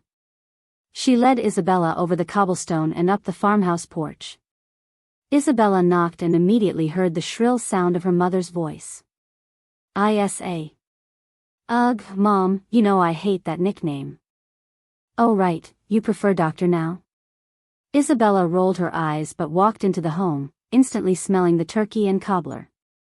Her mother helped her take off her jacket and put it on the coat rack and then led her to the table. Isabella's family wasn't big at all, it was just her, Mom, and Dad. She wished she was closer to her parents because then it wouldn't be so awkward. As they ate dinner, silence filled the room. How's work, Isabella? She smiled. It's work. I did have a very interesting case the other day. Oh. Her mom smiled. Tell me about it. Well, this pharmaceutical company. Enough about her job, Samantha. It's not exactly thrilling now, is it? Isabella immediately quieted, putting her hands in her lap. She stopped talking, and the room was filled, once again, with silence. Would you like some wine, sweetheart? Bless her mom, she always tried to make Isabella feel better and ease the tension. She was always the mediator of her father's rude manners. She felt bad often because her mother always wanted her home, but she hated coming here. She didn't know how her mother still dealt with all his nonsense. I'm okay, she said, smiling. She couldn't risk drinking, not before the embryo would be implanted. All right, sweetie. Well, tell me, anyone new in your life? Maybe a possible husband? Before she could answer, her father scoffed. No one wants to be with a patient, Samantha. No one wants to take care of her. Again, her heart fell in her stomach. She hated how he spoke about her. She hated how he had the ability to make her feel so small. So unaccomplished. So pathetic. That's not true, sweetheart. Both jumped from her dad, hitting the table hard with his hand. I'll go get dessert. Isabella could hear her mother get up and walk into the kitchen, and she could hear her father follow her. She sat, alone at the table, listening to her father yelling at her mother. She winced, hearing a loud crash and then a harsh slap. She remembered that sound. His hand flew across her face too when she was living at home. She squeezed her eyes shut to not cry. She wanted to help, but what could she do? The last time she called the police, her mother ended up with a cracked rib, she ended up with a broken nose, and her mother still went back to him. She'd tried over and over to take her mother away. She told her mother that she could afford to have her live at her home, but still, Samantha never came. It was Stockholm Syndrome, and Isabella knew her mother needed help, but she couldn't get her help if she wouldn't agree. Like it or not, Isabella knew deep down he'd have to beat her mother hard for her to change her mind. Still, she couldn't just sit here. She stood up and found her way to the kitchen, hearing the yelling grow between her father and mother. Something crashed beside her head, and she winced from the sound. He threw something at her. I think it's best if you go, sweetie, her mother said. Isabella could tell she was crying. Why don't you come with me, Mom? Just for a few days? No, I don't want to. Be a good daughter and do as you're told since you can't do anything else right. She nodded at her dad, calling Tala. She walked quickly out of the house and waited outside, in the rain, for an Uber. When it still didn't arrive after an hour, she called the only person she could. Ethan and Sophia were both home, enjoying their days off. She assumed Damian was doing the same, but she wanted him. He always made her feel better. If he didn't answer, she would just walk into the city and find a cab. But he answered after the first ring. Isabella? Damian? She didn't comprehend how hard she was crying until she heard his voice. His worry spiked immediately. He closed the file, focusing on her. What's wrong? She couldn't even keep herself together long enough to tell him. All she did was sob through her sentence. Are you busy? Before she even asked, he was out of the house, getting into his car. No. Isabella, what do you need? Are you okay? Do you mind picking me up? Where are you? When she heard the sound of a car come close and a door slamming, she knew it was him. Shit, Isabella, have you been standing in the rain? He led her back to his car, opening the back for Tala to hop in. He ran to the driver's seat, getting in. He reached in the back to grab his jacket, putting it on her lap. She realized she had forgotten her jacket. He turned on the heat and drove away, hoping the car would heat up. He cursed the fact he was always warm. He could have had the heat on even before picking her up. Isabella, what happened? She started to cry again, and he pulled over. He unbuckled her before grabbing her arm and helping her onto his lap. He let her cry in his arms, on the side of the road, while she was soaked from head to toe. When she calmed down, he ran his hands down her hair, cupping her face. Do you want to talk about it? She pulled away from his neck, shaking her head. I just feel really insecure. Did you ever read what I sent you? You texted me? Yes. Get your phone out. Get Siri to read it. She grabbed her purse hesitantly, unsure why he wanted her to read it so badly. She found her phone and asked him to find her messages. When he handed her phone back to her, she asked Siri to read it. You're stunning, Isabella. As the rain picked up and ran down the windows of his Tesla, she suddenly felt the unavoidable urge to kiss him, and for once, she didn't hear her father's harsh words in her head. All she could hear was the sound of his beautiful, kind, supportive words. Her fingers gently fell down the curvature of his face, and then ran over his lips. She leaned forward, leaving a pure kiss on his lips. He didn't move, he didn't kiss her back, and suddenly all her fears and father's words were drowning her. She pulled away, afraid that she was foolish enough. He grabbed her again, kissing her passionately, running his hands up her sides, making her feel like she was the most beautiful, able-bodied woman on the planet. 8. When the car stopped, she knew they were back at her house. Can I come in? In fact, she wanted nothing else. He got out, even in the pouring rain, and went to her side. He let Tala out, leading both to the door.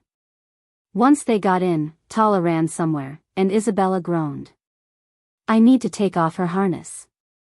I'll do it, but let's get you dried off. She giggled as he picked her up bridal style and took her upstairs.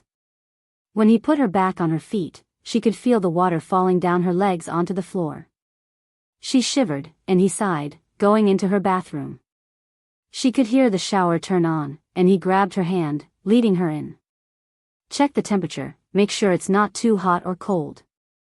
Take a long, warm shower, and then you will come out and tell me what happened. Are you hungry? It doesn't matter, I'll bring something up.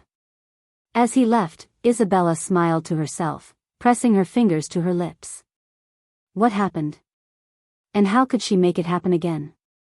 She decided after a warm shower to not say anything. He probably just kissed her knowing she was upset. What was she even thinking anyway? That somehow he'd fall for her and they'd live happily ever after with their baby that was from IVF, even though both were completely capable of having kids. She cocked her head, thinking, as she turned off the water and grabbed her towel off the rack. Now that she thought about it, she was never told she was unable to naturally produce kids. She could get pregnant through sex. Why would they go through all this work, all the money, when they could just have sex? But she knew if they had sex, she'd never recover emotionally because then the baby would be hers. Not hers, theirs. Somehow, in some illogical way, IVF seemed less personal than sexual conception, and she kept telling herself that even though the child would be hers, it wasn't hers. If she had sex, got pregnant, and then had to give the baby up, she didn't think she would ever recover. As she sat on the bed, wrapped in a blanket, eating French toast with the crust cut off, she almost felt like it was all going to be all right. Tell me what happened. She shook her head. I don't want to talk about it. She asked him to stay, and he fell asleep beside her. When she woke up, he had made breakfast. He told her he had to go get a change of clothes and then they would go to their appointment. Sitting alone on her bed, her phone rang, and she listened to the caller ID. It was her mother. She didn't want to talk to her. She didn't even have the courage to tell Damian even after all the times he tried to get her to open up. When the call ended, she listened to the voicemail. Sweetheart, I'm sorry. You know your father has a temper. You are just so sensitive. Anyway, call me when you get the chance. Love you, baby girl. Damian returned shortly after the call, and she was embarrassed because she wasn't dressed. She couldn't get dressed by herself. She wished Ethan was here. What's wrong? She wanted to cry from having to ask. Maybe she could walk in and just find a dress to wear. Isabella? Ethan usually picks out my outfit. Damian ran a hand through his hair, looking at her closet that was seamlessly put together. Oh, I can pick something. I have to admit, I don't have the same flair for fashion as Ethan. He walked into the closet and looked intently at the copious amount of clothes. Maybe she would like the plaid pants with the striped shirt. No, it was cold out, something heavier was necessary. Eventually, after realizing why it took women so long to get dressed, he chose jeans and a sweater. Good morning, Isabella, are you ready? Isabella nodded, but she was so nervous. She was told it wouldn't hurt, but still, she didn't know. Damian led her into the exam room, and she was ushered into the bathroom where she changed into the surgical gown again. When she returned, she hopped onto the bed, and anxiously played with her hands. Damian grabbed her hand, sitting beside her. It won't hurt, right? No, Isabella. They said it wouldn't hurt at all. What happens after this? Well, he started, in a few weeks, we'll know if it worked. Either you'll get morning sickness or the test will come back positive. Once we know all those annoying rules I told you start. Isabella smiled, shaking her head. You're controlling. Only with things that belong to me. She swallowed her nerves. We kissed. We did. Did it mean anything? It meant everything, Isabella. Before she could ask what that meant, Meredith walked in. She smiled, greeting both, and then put Isabella's legs in stirrups to embed the embryo. Beside Isabella sat her mate who worriedly ran his hand through her hair, holding her hand. This is so uncomfortable, she joked. Next time we can just do it the old-fashioned way. Next time? He grinned as Meredith put Isabella's feet in stirrups. Isabella winced as she felt something cold hit her core, and Damian ran his hand over her hair to calm her down. She looked him in the eye as the procedure was completed. Meredith suddenly stood, slipping off her latex gloves. She lowered the stirrups and pulled down Isabella's gown. You may feel a bit of cramping, but you are perfectly safe to stand, walk, exercise, etc. In about a week, you'll come back for a blood test to see if the embryo took. Damian, as usual, walked her to her door. Except this time, he came in with her. Are you hungry? She nodded. Would you like to order something? He ordered for her, saying that he was not hungry. As they waited for her food, he got her a glass of wine. I wanted to ask you something. As she cocked her head, he continued. I want you to come visit my family tomorrow. They know about me? He nodded. He was lying. They didn't know about her yet, but he would tell them tonight. He couldn't resist the announcement that he had found his mate. He wanted to bring her home with him, protect her, worship her, watch as she grew with his pup. Do they know I'm blind? Should I tell them? It's just sometimes people don't know how to react to people who are different.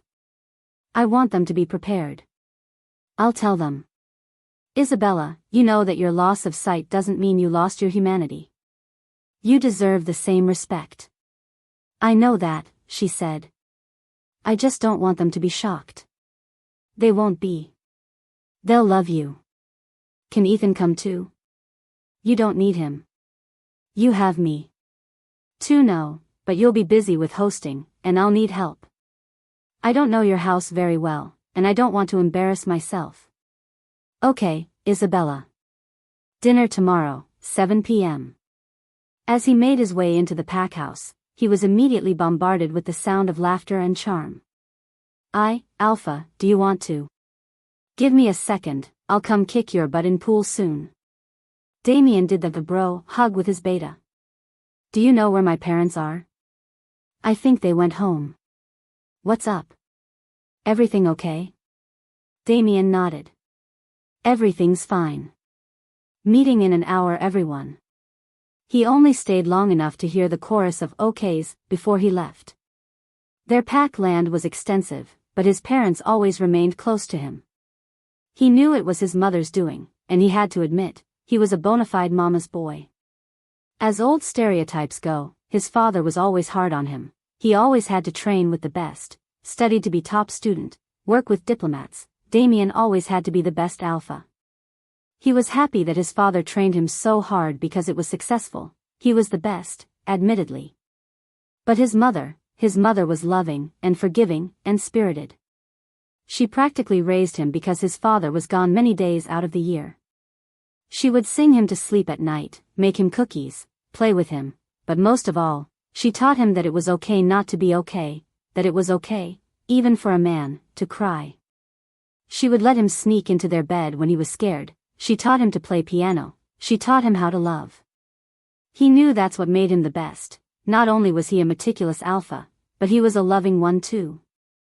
He knocked on the door of their quaint home in the middle of the forest. He smiled as his bubbly mother opened the door and wrapped her arms around his shoulders. My baby boy. To what do we owe the pleasure? Is Dad home? I have something to tell you. Of course, sweetheart. He's in his office. Is everything all right? Damian nodded, walking into the home and going upstairs.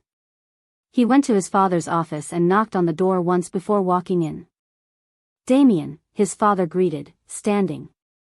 He took off his glasses and put down the paperwork. Is everything okay? Yes, Dad. Do you mind coming to the kitchen? I have something I have to tell you and Mom. His dad nodded, following Damian down the hall and downstairs. His mother insisted on making him a cup of tea and talking about how the pack was before he was able to tell them what he wanted. Anyway, what was it you had to tell us?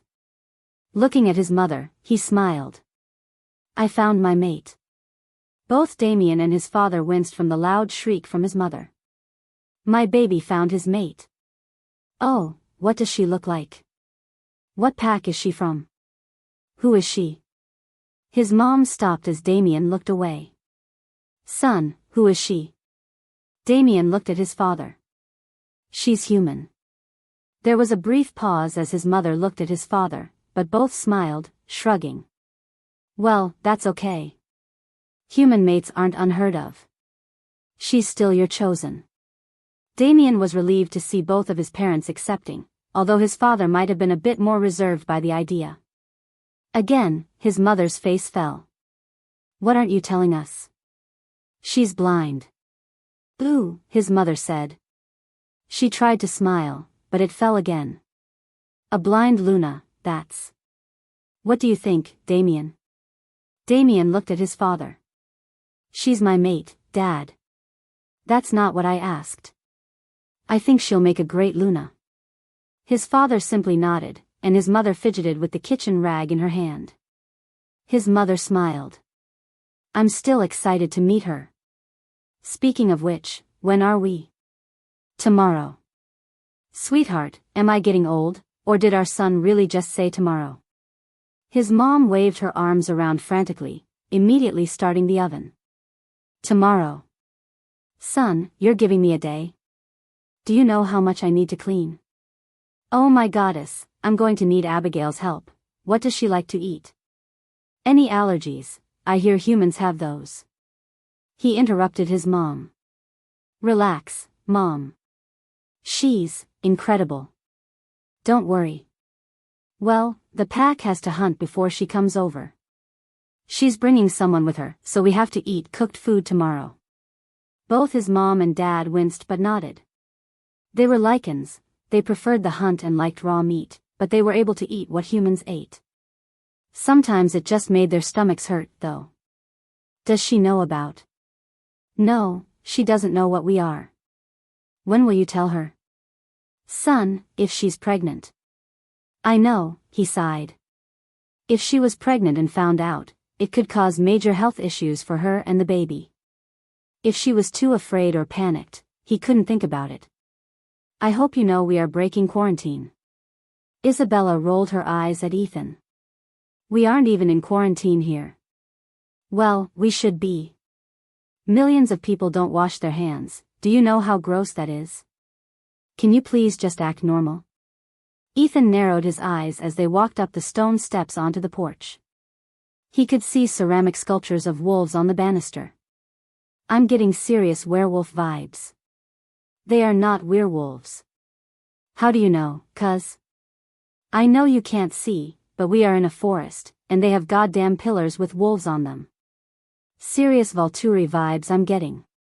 The Volturi were vampires. Yeah, well maybe there's a werewolf equivalent. Can we just please go in? You knock. I'm not knocking. What? Why? Because if we are entering a house filled with wolves, I'm using you as bait to get away. Isabella smiled. Jerk.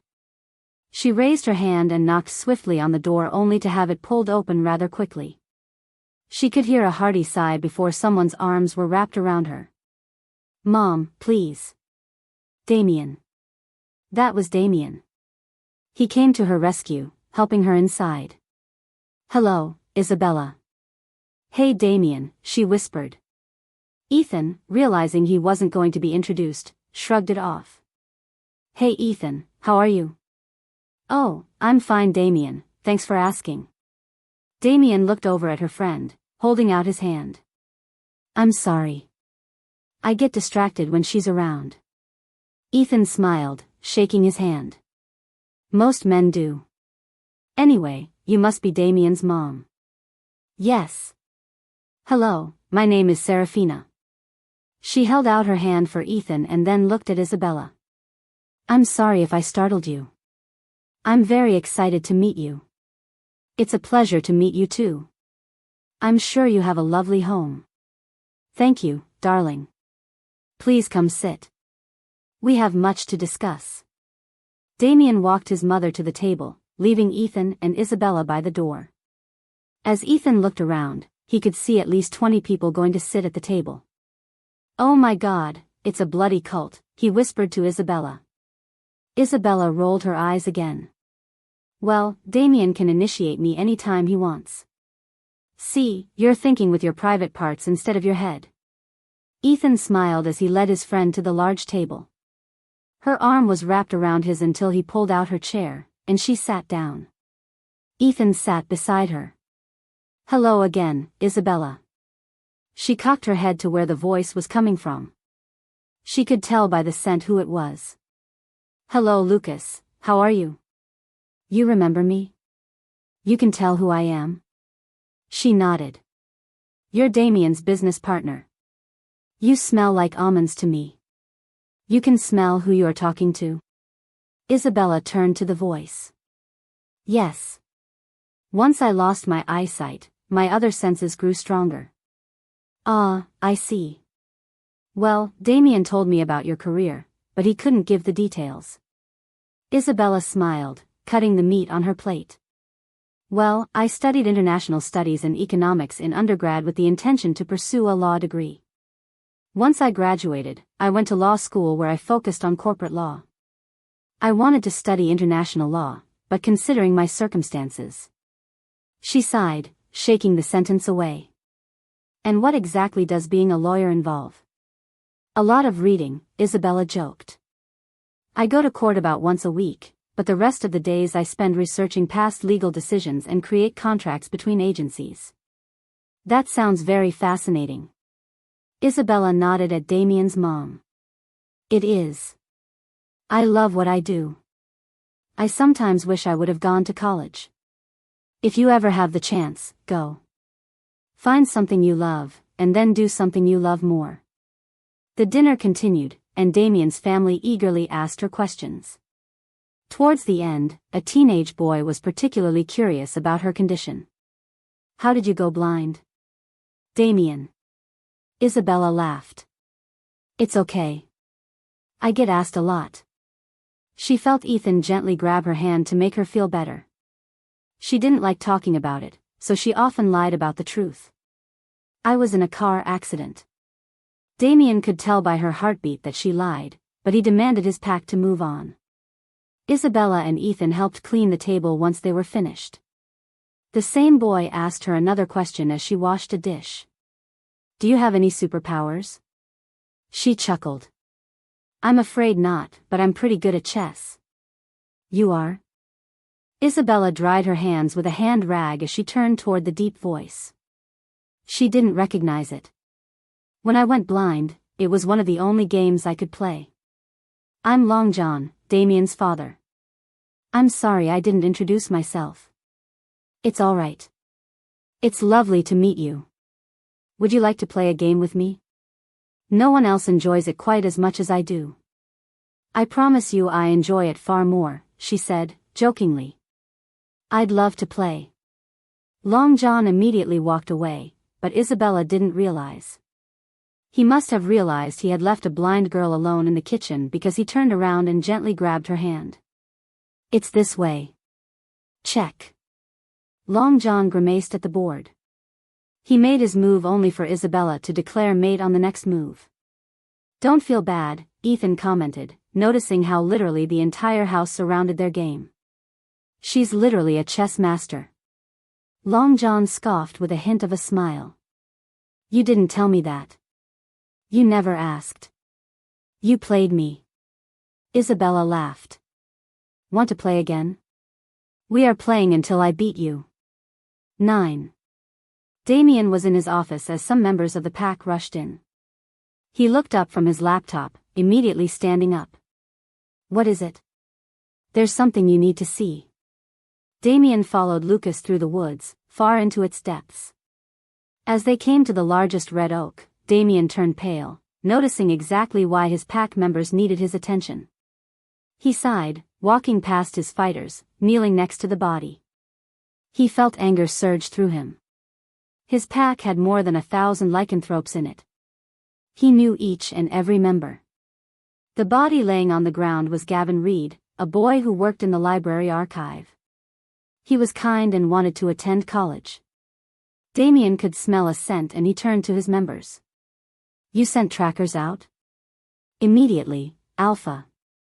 Get Gavin cleaned. Tell his parents we'll take care of the burial and charges. For now, let's examine the scene, see if we can find anything that may lead to who did this. Do you think it was someone in the pack? Damian shook his head. No. If it was, I would be able to smell it. It looks like it was a lycanthrope judging by the marks on his chest. Gavin must have shifted and then shifted back once he died.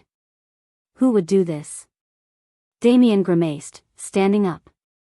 Like it or not, there were many packs that wanted to see his pack fall from its rank. He couldn't think of any pack, however, that would want to start a war. Rogues often were docile, only seeking independence or another pack to join, so he didn't believe it was them. He didn't understand why someone would commit this tragedy, but he would damn sure find who it was. Damian excused himself briefly to go back to the pack house. As he entered, everyone was solemn. News traveled quickly in the pack, so Damian didn't expect anything less. He had to return to the site soon, but he had something more important to take care of. "Lucas, come to my office with Hannah immediately." Damian didn't wait for a response as he went up to his office where his parents were already waiting. "What a tragedy," Serafina mumbled. "Yes," Damian agreed, closing his laptop. "I'm going to meet up with our trackers." Damian watched as Lucas entered with his mate. "I'm going on the hunt," he said, "but I need a favor." "What is it?" Lucas asked. "Isabella," he stated. "I want you all to go to her house and protect her." "But Damian, we are needed here." "The pack needs." Damian interrupted Hannah. "The pack needs closure, of which I will find. Gamma Braxton will remain to look after the pack." "I know this is a lot to ask." Hannah nodded. "Are you sure you want us to leave?" "She's my mate." She nodded. "All right. Of course I'll go." "I'll go too," Lucas said as Damian's parents also nodded. "She's a member of the pack whether she knows it or not," Serafina said, standing. "Go as soon as possible," Damian said as he grabbed his phone and went to his room. He quickly packed a bag to take with him and then walked out the door as his family shifted and went to Isabella's house. Serafina sat next to her mate while Lucas sat next to his. All four were in their wolf form, hidden in the nearby woods behind her house. Long John was the biggest with deep Damian fur and lightning blue eyes. His wolf had gone through a lot in its lifetime, and the scars under his fur were a testament. His mate, Serafina, was a beautiful golden wolf with deep brown eyes. She had a speck of black on her back paw and was the second largest of all four. Alphas and Lunas tended to be the largest in this form. Because Damian was not here, the next in command would take over, which was Lucas. Out of respect, however, Lucas submitted to Long John seeing as he was the previous alpha. Lucas's wolf was brown with black specks throughout his fur. Hannah was black and white and the smallest of all four, but admittedly, she was the fastest. Long John's wolf growled, and his command was loud and clear through their link. Lucas and Hannah traveled to the other side of the deep forest, watching Isabella through the windows of her townhome. They all had to be careful not to be seen by townspeople, so they were about a mile away, but with their eyesight, they easily saw her. Lycans could comfortably stay in their wolf form for a week before having to switch back, so all four sat down and would take turns sleeping with at least two people awake at a time. When Isabella left her house, each couple would transition back and follow her, ensuring she was safe at all times. The next day, while Isabella was at work, she had texted Damian. Usually, he answered almost immediately, but today was different. After an hour and a half of no response, she called him only to get his voicemail. She didn't leave one. Instead, she got back to work. When she got home, Damian called her back, but they could only talk for a few minutes. He said he was very busy and would be for the next few weeks. She understood, of course, but it saddened her. She had gotten used to being around him every day. Ethan came over and made dinner for her, and they ate in silence. "What's wrong?" She sighed at Ethan. "Damian and I haven't talked a lot today." "Well, he's a CEO. He's busy." "I know. And it's not like you two are in a relationship." Her eyes dimmed, and she nodded as she played with her food. He was right, they were in a business relationship, not a romantic one. Still, she felt like their feelings toward each other deserved more than a contractual partnership. 3 days later, and she still hadn't seen him. She was growing a bit angry, but then she remembered that he told her he would be busy, and they weren't a couple. She was just his surrogate. Sighing, she closed the Braille book.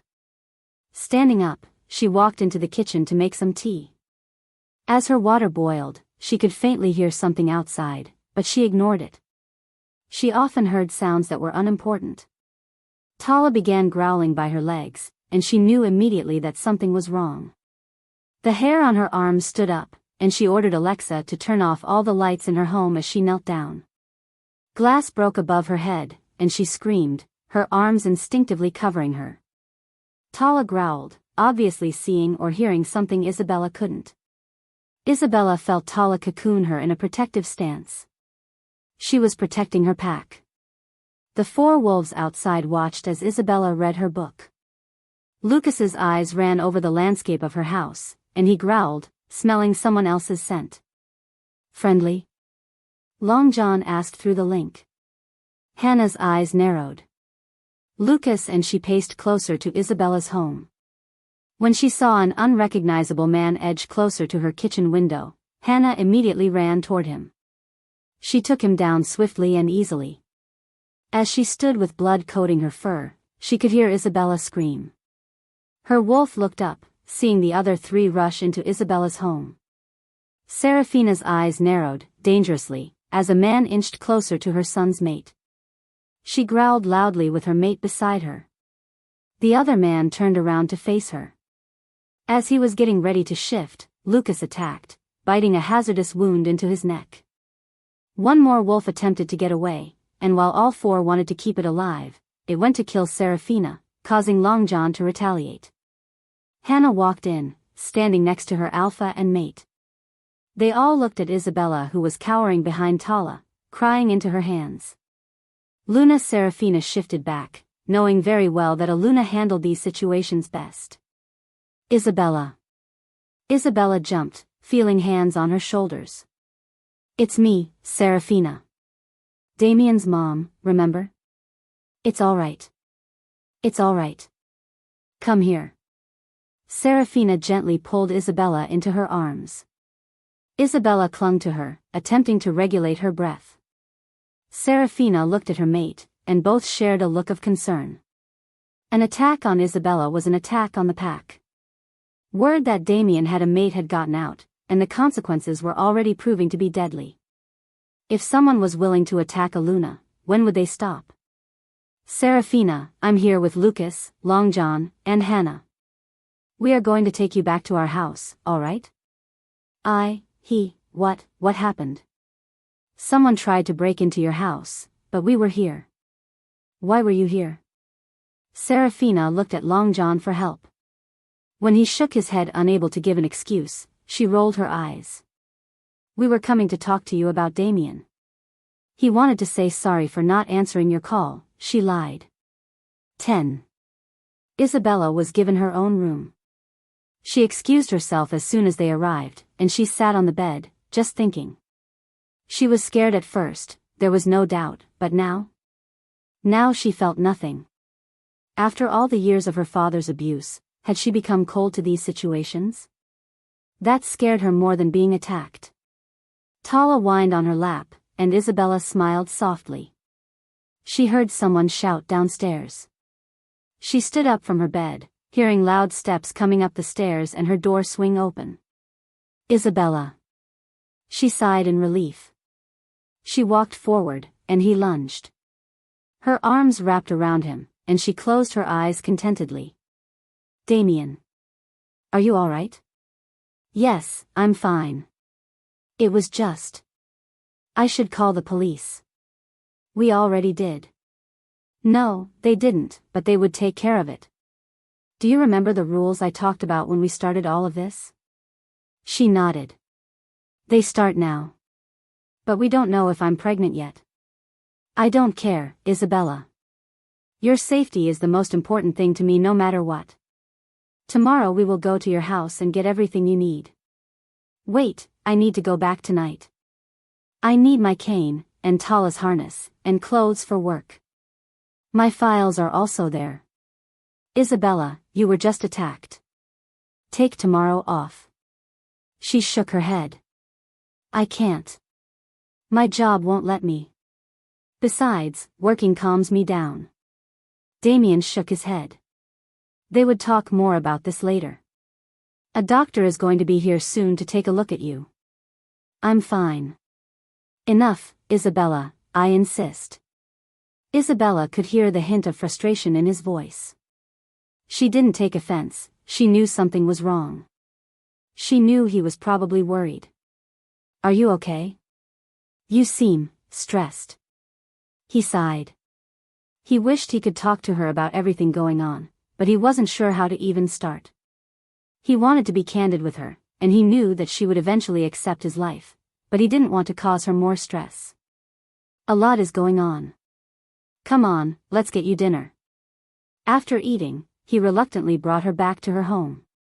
She sighed as she entered. "I don't understand what happened." He remained quiet, helping her upstairs to her room. He found her luggage and set it on the bed. Silently, he sat down and grabbed her hands. "Isabella." She smiled at him. "Damian." He smiled, almost sadly, as he looked at her. "I think you were attacked because of me, and I am sorry. I didn't think anything like this would happen so quickly." She cocked her head to the side. "You thought something like this would happen eventually? Why? Some people do not like the power I have amassed.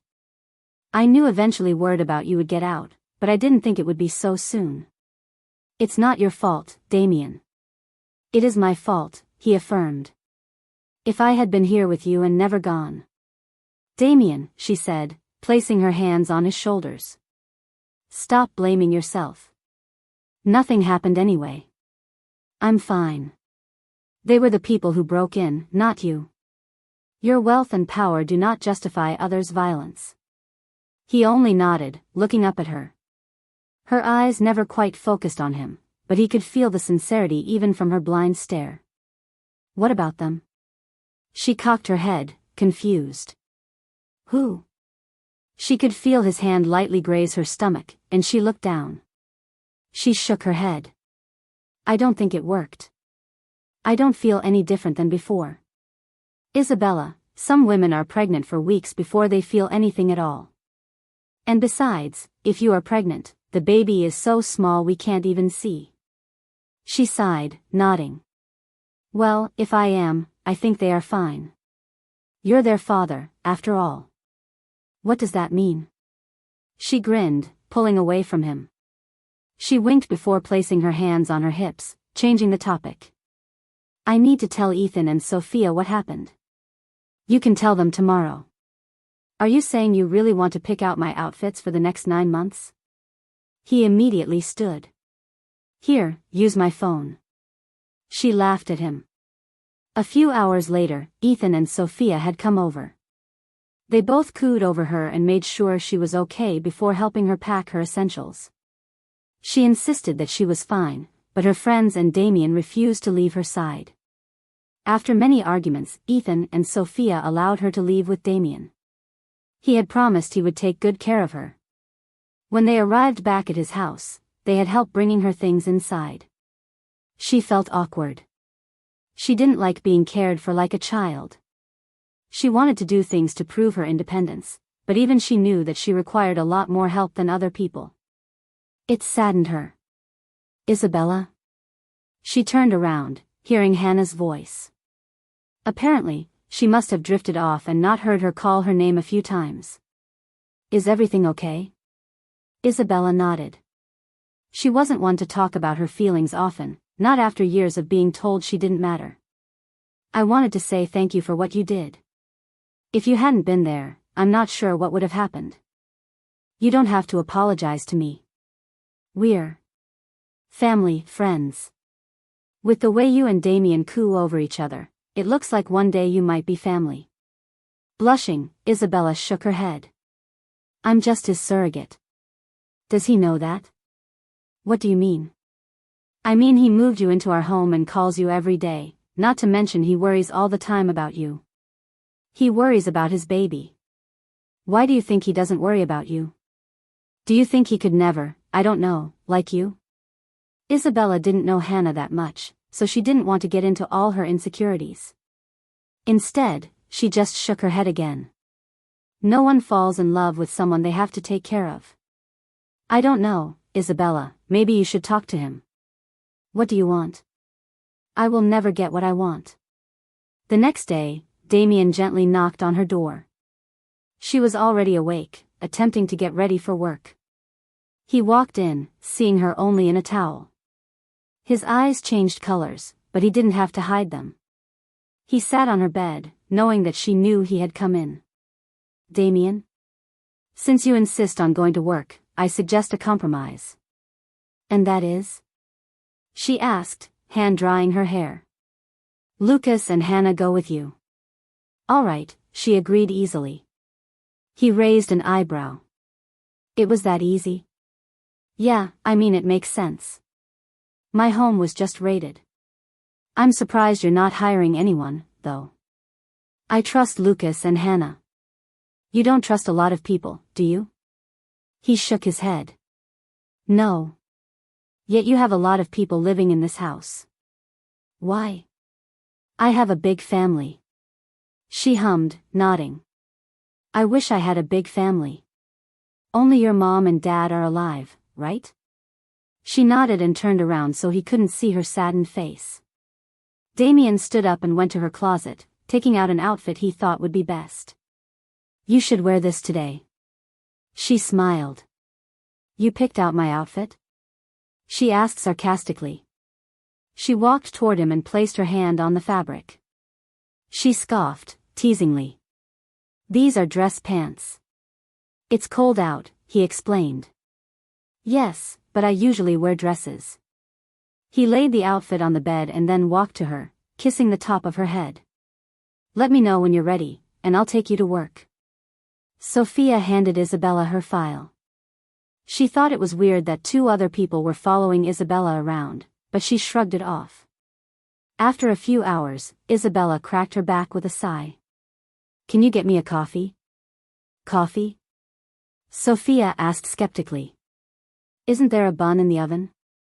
Isabella sighed, nodding. I don't know yet. But you're right, maybe coffee isn't best. How about tea? Ugh, okay. Can you put some honey in it too? Sophia nodded. Of course. Grabbing her jacket, Sophia left shortly after. Isabella grabbed the familiar file on her desk and started reading it. Is this all lawyers do? Read all day? She laughed at Hannah. Pretty much. Some days I go to court.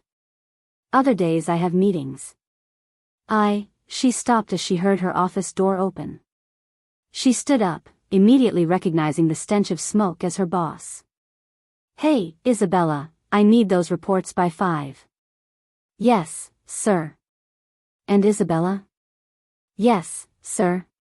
I prefer when you wear business dresses. Unethical, she knew it, but she swallowed her pride.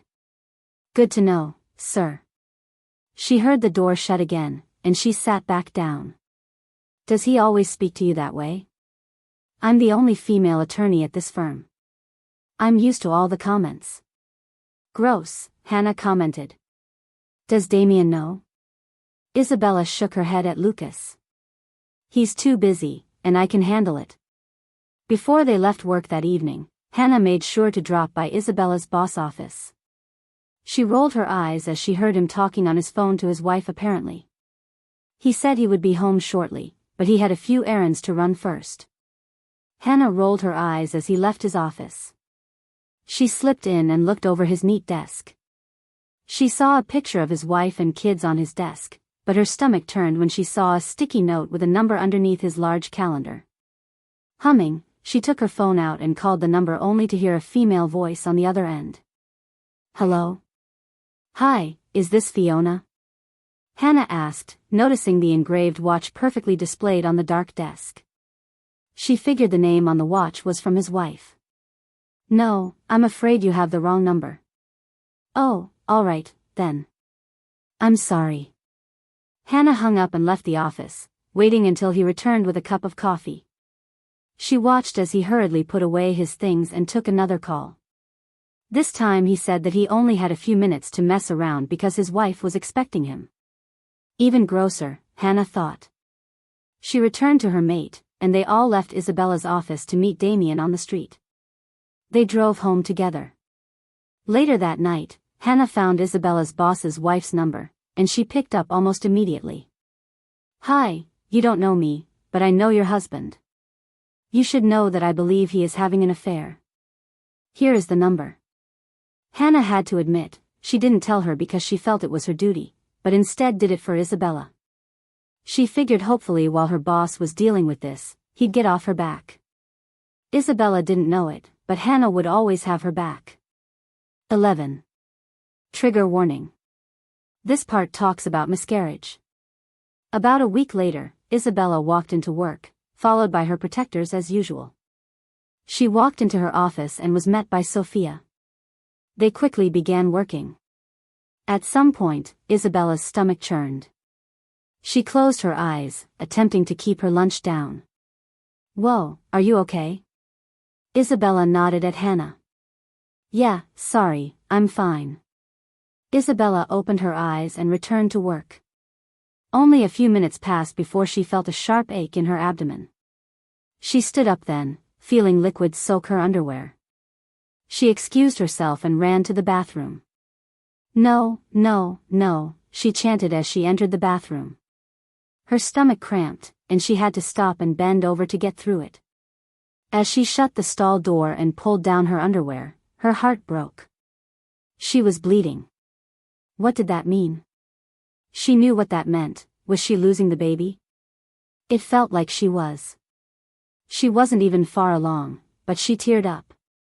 She was pregnant, and she lost it. She cried, but silenced herself, hearing the bathroom door open. Someone used the stall beside her and then left only for the door to open again. Isabella? That was Hannah. Are you crying? What happened? Isabella, let me in. Isabella unlocked the door and allowed Hannah to see the tears down her face. Isabella shook her head, biting her lip. Oh, Isabella, what happened? I'm bleeding. What do you mean? Her eyes widened as she realized.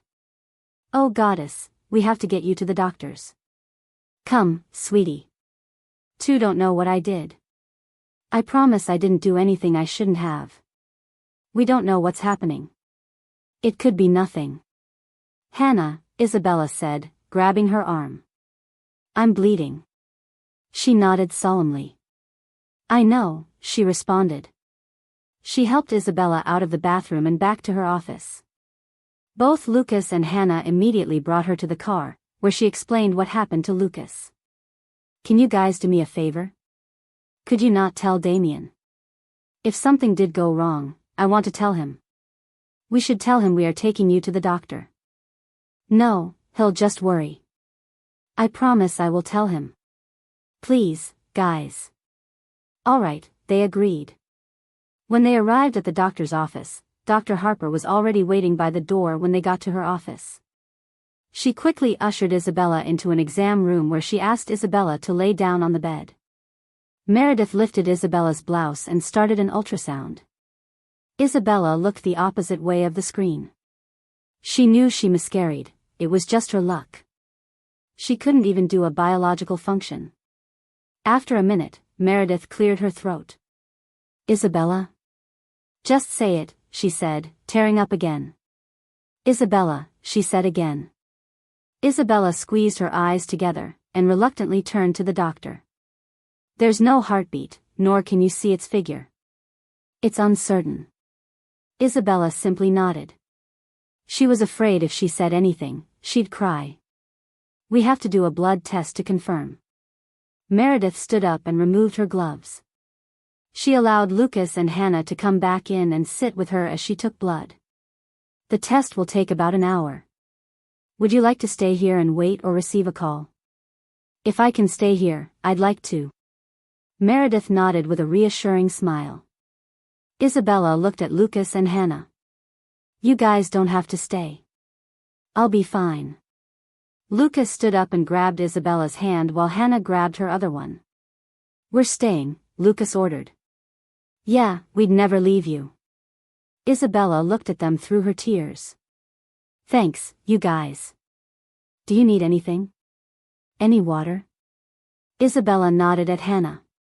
She left to get some water, leaving Lucas and Isabella alone. Can I ask a question? What's up? Have you and Damian been friends for long? Yes, he responded, smiling. If I did miscarry, what do you think he'd do? What do you mean? Lucas readjusted his posture. What do you think he'd do? He chose me to have his child, and if I can't do that. Isabella, if you think he would ever choose another surrogate, you're wrong. I think you mean more to him than you think. Do you think he'd be mad? Would you be mad? It's not your fault, Isabella. Believe that. You did absolutely nothing wrong.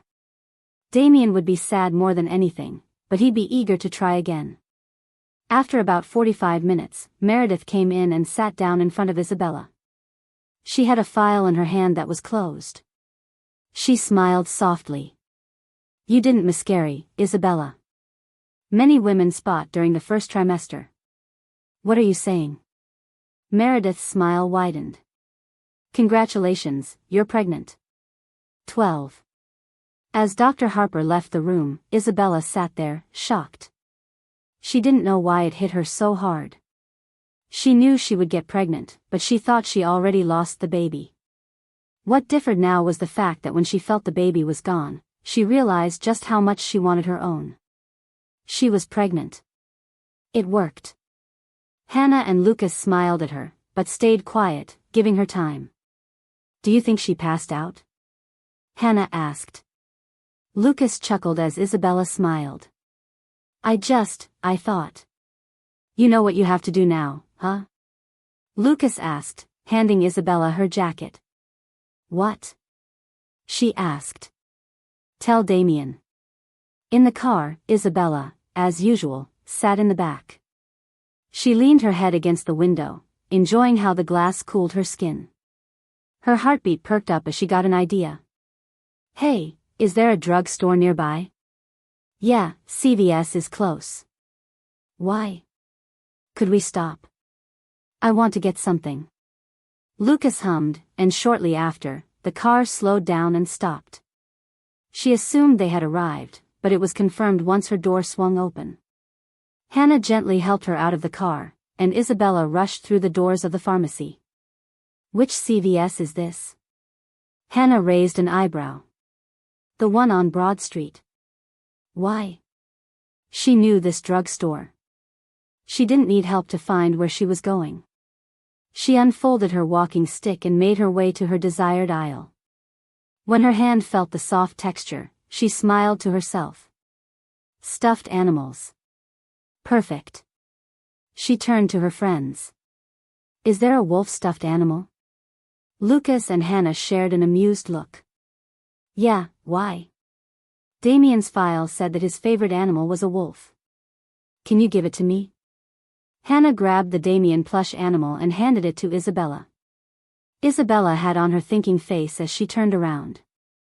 Are there washable markers? Again, yes, but why? Lucas asked, grabbing Isabella's wrists, leading her to the coloring aisle. As soon as Isabella wrapped her hands around the packet of markers, she smiled. Is there any clay? The next day, once Isabella was home from work, she realized Damian was still working.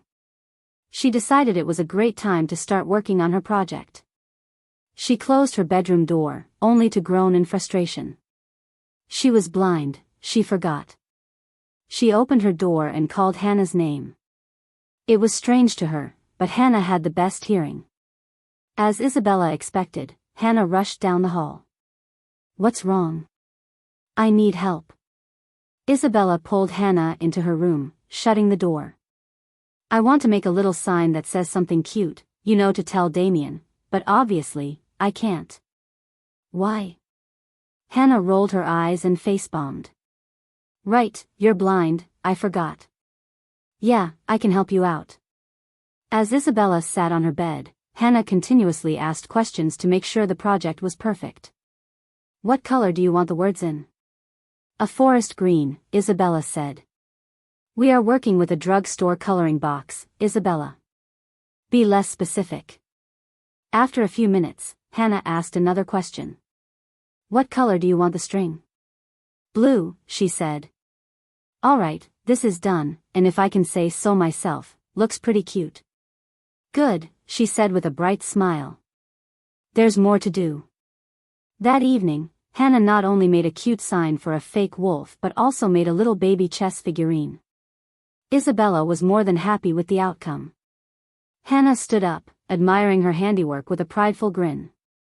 Anything else you need? Just one. Can you take me to Damian's bedroom?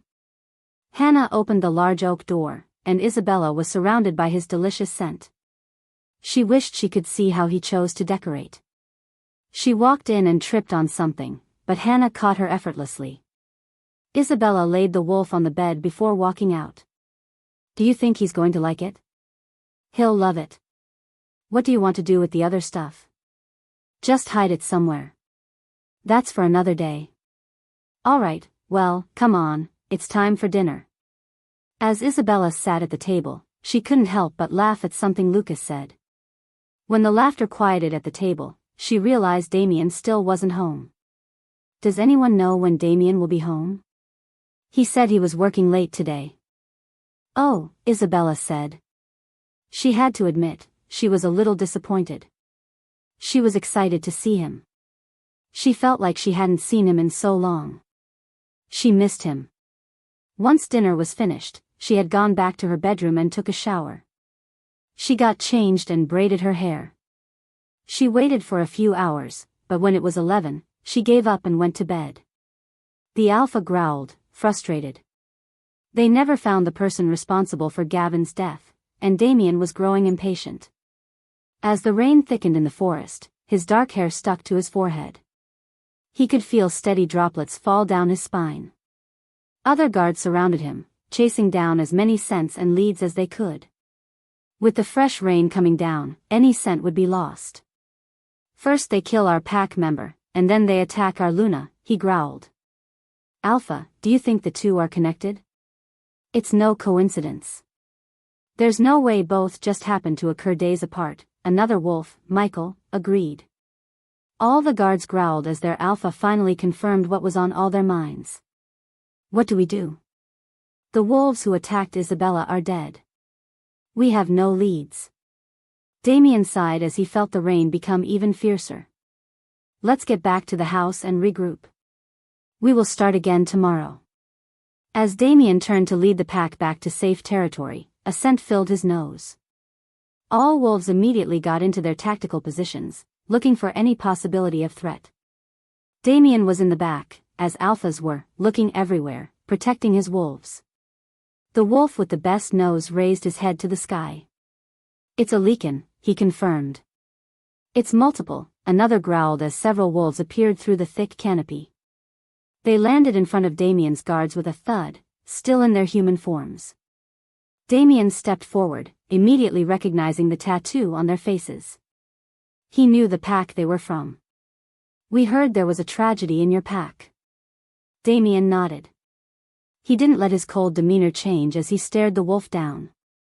Damian was far taller than him, and he grinned, demonstrating his dominance. Strange. We hadn't told any other pack. Well, that's probably for the best, Alpha, the man sneered. You wouldn't want them to know that your strength is fading. Damian didn't falter. Again, he smirked with a dangerous tint. If your Alpha wants war, to take over my land, to enslave my guards, to take my women, tell him to stop acting like a coward and tell me himself. The other wolf looked at the others that accompanied him, pulling out a sealed envelope.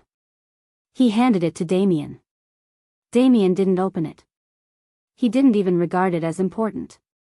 Take this as a formal declaration. It was already unofficial the moment you came here. The man shrugged, turning around, walking back into the night. If I were you, I'd keep that precious mate of yours locked up. Damian lunged forward, only to be grabbed by members of his pack. He growled loudly, causing the droplets of rain on the leaves to fall from vibration. Touch her, and I swear to Goddess, I will take the people you love and make you watch as I slaughter them one by one. If one hair on her head is moved, I will not only take your land but kill each and every one of your pack members. Damian watched as the others retreated. He growled once again. Wake the pack, he ordered. The Luna too? No. Let her sleep. Damian ordered everyone to make their way downstairs, silently. He told everyone to communicate through their link to ensure Isabella wouldn't be awoken. What is going on? Damian could hear the various questions filtering through his head. He stood on the staircase, looking down at his pack. Not everyone was here. Some lived outside of the house, others lived in the human city, but everyone in his pack could hear his announcement. We have found those responsible for Gavin's death. Damian watched as Hannah grabbed Lucas's hand. Damian continued on, even through the mental discussion. Pack Geifer attacked Gavin to send us a message that was only confirmed tonight. What was the message? Damian looked at Lucas. He was the one who asked the question. With a stern face, Damian answered, his voice never wavering. War. 13. Tiredly, Damian trudged into his room. He could feel his soaked jacket cling to his skin. It annoyed him, maybe that was because of the coming fight. He turned on the light as he looked at the alarm clock next to his bed. It was 3 a.m. He grimaced. He knew there would be several later nights in the weeks to come. His eyes caught the animal on his comforter, and he looked at it strangely. Walking toward it, he quickly read the tiny note attached to its neck. New pack member arriving, November 2021. It dawned on him then what she was referring to. He had put it down in his file. Whatever he was feeling before was immediately replaced with a pure desire to see her. He left quickly, unbothered by his wet clothing. He went to Isabella's room and could hear the steady beat of her breathing. He went in without knocking, kneeling beside her bed. With his hand running through her hair, he gently whispered her name. She startled awake but calmed as she realized who it was. Damian? It's me. She sat up, worried. Damian, you're drenched. Were you outside? Is everything okay? I'm fine, Isabella, you're. For a moment, she looked at him with a puzzled expression. But then, she smiled, nodding. I'm pregnant. The tiny baby took. Damian smiled and took her into his arms. She gently fell into his arms and between his legs as they sat on the floor, enjoying each other's company. Strangely, this was the most she felt relaxed in days. As his nose touched her strands of hair, he sighed contentedly. His heart fell once he realized now she would be even more of a worry. Not only was she his mate, but she was also carrying his pup. Isabella, I need you to promise me something. She pulled away with a small frown. I need you to promise me that no matter what, you will always protect yourself first. If I tell you to run, you run without a second thought. She shook her head, confused. What do you? Isabella, he pleaded, stroking her hair. I need you to promise me. Damian, what's going on? Promise me, Isabella. Hesitantly, she nodded. I promise. Will you tell me what's going on? I've put you in danger, and I am so sorry. What do you mean? I told you it's not your fault, Damian. I haven't been entirely truthful, he said. You lied to me? Not exactly, I just haven't told the whole truth. I do own a company and I do live in this house with my family, but they aren't blood relatives. Damian. Let me finish, please. That movie you like, it was on your TV, Twilight. What if I told you it was real? She started laughing. That what? You're a vampire. Do you remember what Ethan said?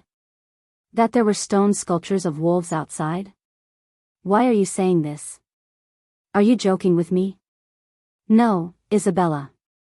I am telling you the absolute truth. My name is Damian Blackwood, and I am not a vampire. I am a lycanthrope. You are on my pack land with other lycans. I don't believe you, she whispered, pushing him away. Why are you doing this? Because you need to know so I can keep you safe. He pleaded with her to understand that he was telling the truth. He cursed himself for a brief second. What would have been a better way to tell her? Maybe not now at 3 a.m, but in his defense, there would be major changes to their lives, and she needed to understand why. She had a right to understand what she was involved in. I just told you I'm pregnant with your baby, and you think it's time to play around? Damian almost winced from the annoyance and anger that tinged her voice. It's not a joke, he insisted. How can I prove it to you? She rolled her eyes, but something told her to call him out on his nonsense. The way to confirm his statement would be to watch as he shifted, but for her that was impossible. She swallowed, placing her hands on her hips. I want you to shift in front of Ethan, then.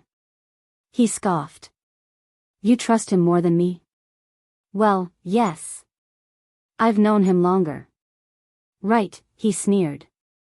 You're only carrying my child. After a moment he nodded. Call him. I'll prove it to you.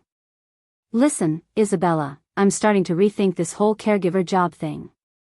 Why's that? Because you have my butt standing outside in the rain in short pajamas to prove whether or not your baby daddy is lying to you. Isabella chuckled. Damian walked in front of Ethan. I'm sorry. She insisted. You're the crazy lady that insists you're a werewolf. I mean honestly, Isabella, I told you this surrogate thing. Deciding that it would be best just to shift, Damian rolled his eyes and took off his shirt. This promptly stopped Ethan. Damn, you're nuts, but I'll still ride you. Ethan. That's the father of this child. That's fine, I can call him daddy too. Isabella whacked Ethan in the chest, and he groaned. Damn woman. Do me a favor and stop going to the gym. Before Isabella or Ethan could say anything, Damian's pants came off, and his bones broke. His skin was replaced with fur. His back contorted. And standing in front of Ethan was the biggest wolf he had ever seen. This shut Ethan up, definitely. Damian shifted back. He knew that Ethan was in shock as he didn't comment on his nakedness or move an inch as Damian neared him. Ethan, Damian started. Ethan? Damian looked at Isabella, whose face was marked with worry.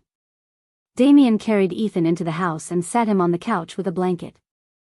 Damian sat in front of Isabella and her friend, waiting for him to begin speaking. After a minute, he finally spoke. Isabella? Yes, Ethan. I was right. Huh? Ethan turned to her, grabbing her arm. He wasn't lying. I don't know how, but, he. Ethan stopped then and looked at Damian. Are you going to hurt us?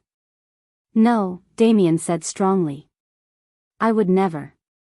I will answer any questions you have, but you are perfectly safe. WWHY, is everyone in this house like you? Yes. WWHY go through surrogacy? Ethan talked with his hands. I thought wolves mated for life or something. Damian didn't answer, looking at Isabella. Isabella? Why didn't you tell me before? I didn't know how. Instead you just kept it until you were sure I was pregnant? Until I couldn't run from you? No, Isabella, you said you would go through with surrogacy regardless. I couldn't let you get pregnant with another man's child. Why? Why not? What's the big deal? His jaw clicked, and he ran a hand through his hair. You're my mate, Isabella. You're mine even if you don't know it. Mate? Her eyes blinked, quickly. What is that? What do you mean I'm yours? Ethan shuffled in his seat. I feel like this is about to get super romantic, and I shouldn't be here. Isabella and Damian looked at Ethan with disbelieving looks. Sorry, I should just be quiet, he whispered to himself. It's not like I'm freaking out a lot. Mates are soulmates. I was meant for you, and you were meant for me. We are supposed to be together, Isabella. Can I just say, Ethan interrupted once again, this is better drama than the Vampire Diaries. How can I believe you? She whispered. You lied to me about what you are. Because you feel it too, he pleaded, grabbing her hand. You feel the sparks, the sensation. You may be human, but you feel just as much as I do. Tell me you believe me, Isabella. She didn't know what came over her. She wanted to trust her head, but her heart was screaming at her. He lied to her. He used her. But she felt the tingles under her skin. She felt her breath hollow when he said her name. She felt every part of herself burst from the slightest touch or word from him. I believe you. 14. Don't wolves, eat their young? Isabella sighed deeply at her friend. Ethan continued on with his rambles about everything that happened the night before. He had stayed over, and since she couldn't sleep, he and Damian watched movies with her all night. Now, with the sun fully risen, both her and Ethan sat at the table. Since Damian had told them about his kind, the entire house no longer kept their wolves hidden. Isabella jumped, hearing a growl from somewhere. Not the best thing to say considering I'm carrying his child. Well, the good news is I think only alphas kill the pups. You're scaring me a lot. Really? I'm scaring you? We are literally in a house filled with wolves. Isabella could hear someone near their table, and both shut up. As the person sat next to her, she realized it was Hannah. You do realize we can hear everything you say, right? Ethan blushed, and Isabella's eyes widened. No, she whispered. Sorry. Wanna talk about it? Isabella shook her head.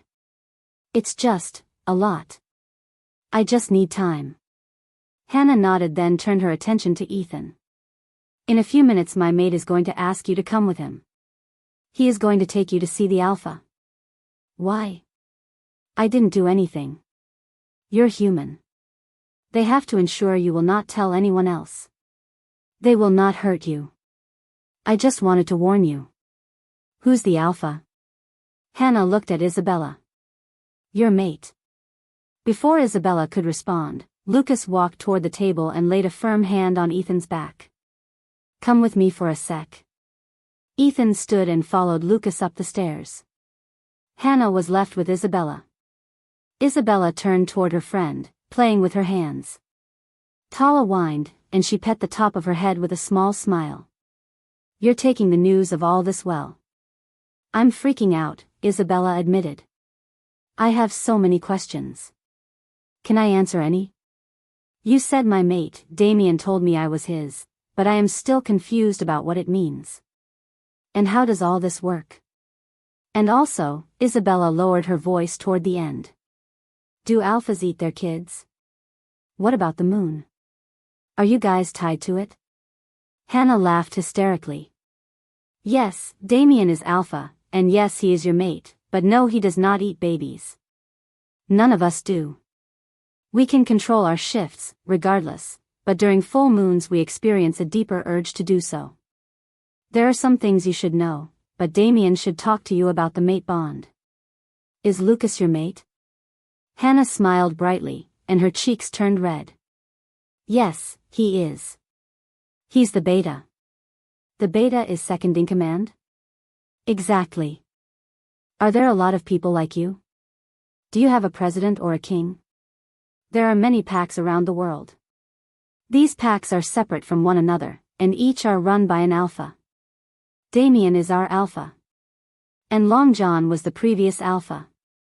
Well, I assume the mate of the alpha has a name then? Or is this society as male-dominated as mine? There are some female alphas actually. So maybe a little less unfair to women, Hannah laughed. Do you have any other questions? How good is your hearing? Let me put it to you this way, the day you and Ethan came to visit, the pack laughed over the fact Ethan said we were a secret group. Oh, God, I'm sorry about him. He's a lot, I know. He's funny, so we don't mind. Hannah's eyes wandered behind Isabella. She smiled, seeing Damian walk toward the table. Isabella jumped slightly, feeling a hand on her back. Can we talk for a second? God, every time he touched her she couldn't think. She nodded and held out her hand. He grabbed it and helped her upstairs. She didn't know where she was. Where are we? This is my office, Isabella.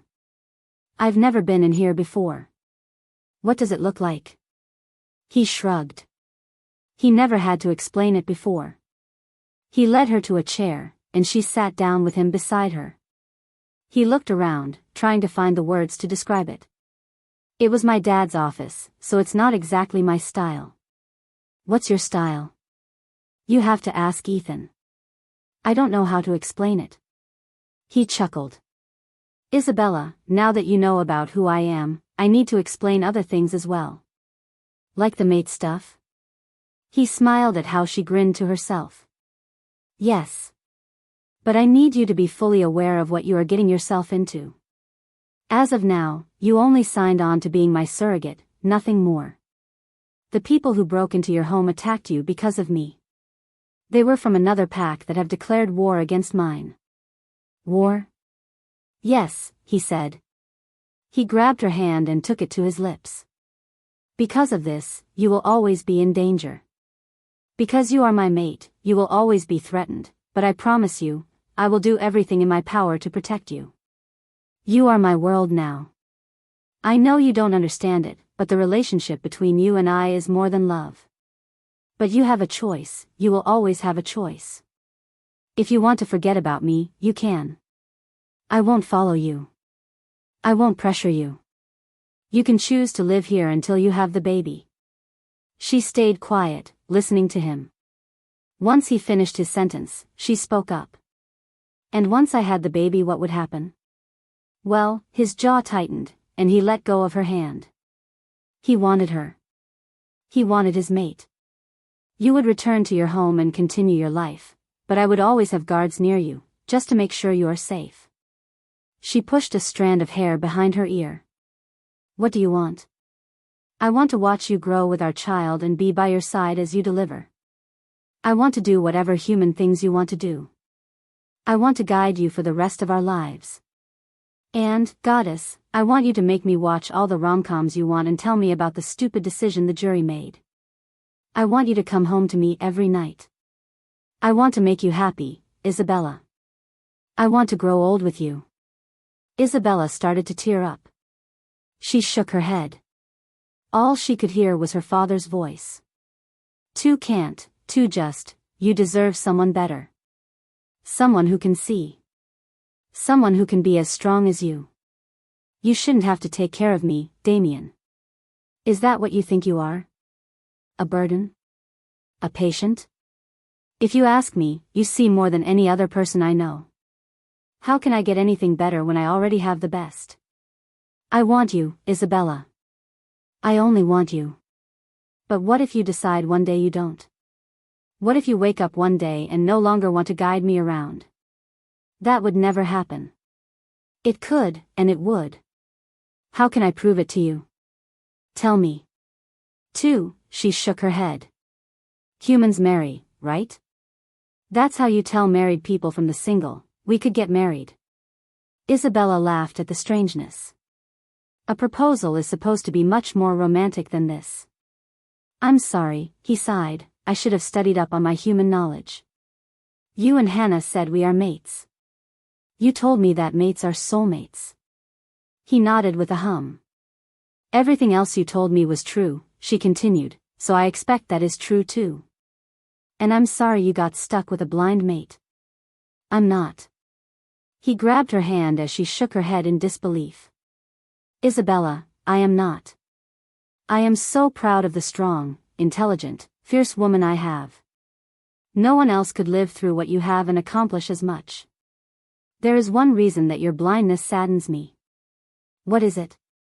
You don't see how beautiful you are. You can't see your gorgeous honey eyes or your long dark hair. You can't see your radiant smile, but I can, Isabella, and I'm telling you I want to see it for the rest of my life. No one had ever been so open with her. No one had ever been so romantic before. No one took the time with her like he had. Maybe it was his comforting scent, maybe it was the depth of his voice, maybe it was the sparks she felt when he touched her, but she believed him. Not only that, she wanted the same thing. She wanted him. You can't leave me, she whispered. Never, beautiful. 15. How fast does the pairing process go? Damian looked at Isabella from his desk. He put the file in his hand down to concentrate on her question.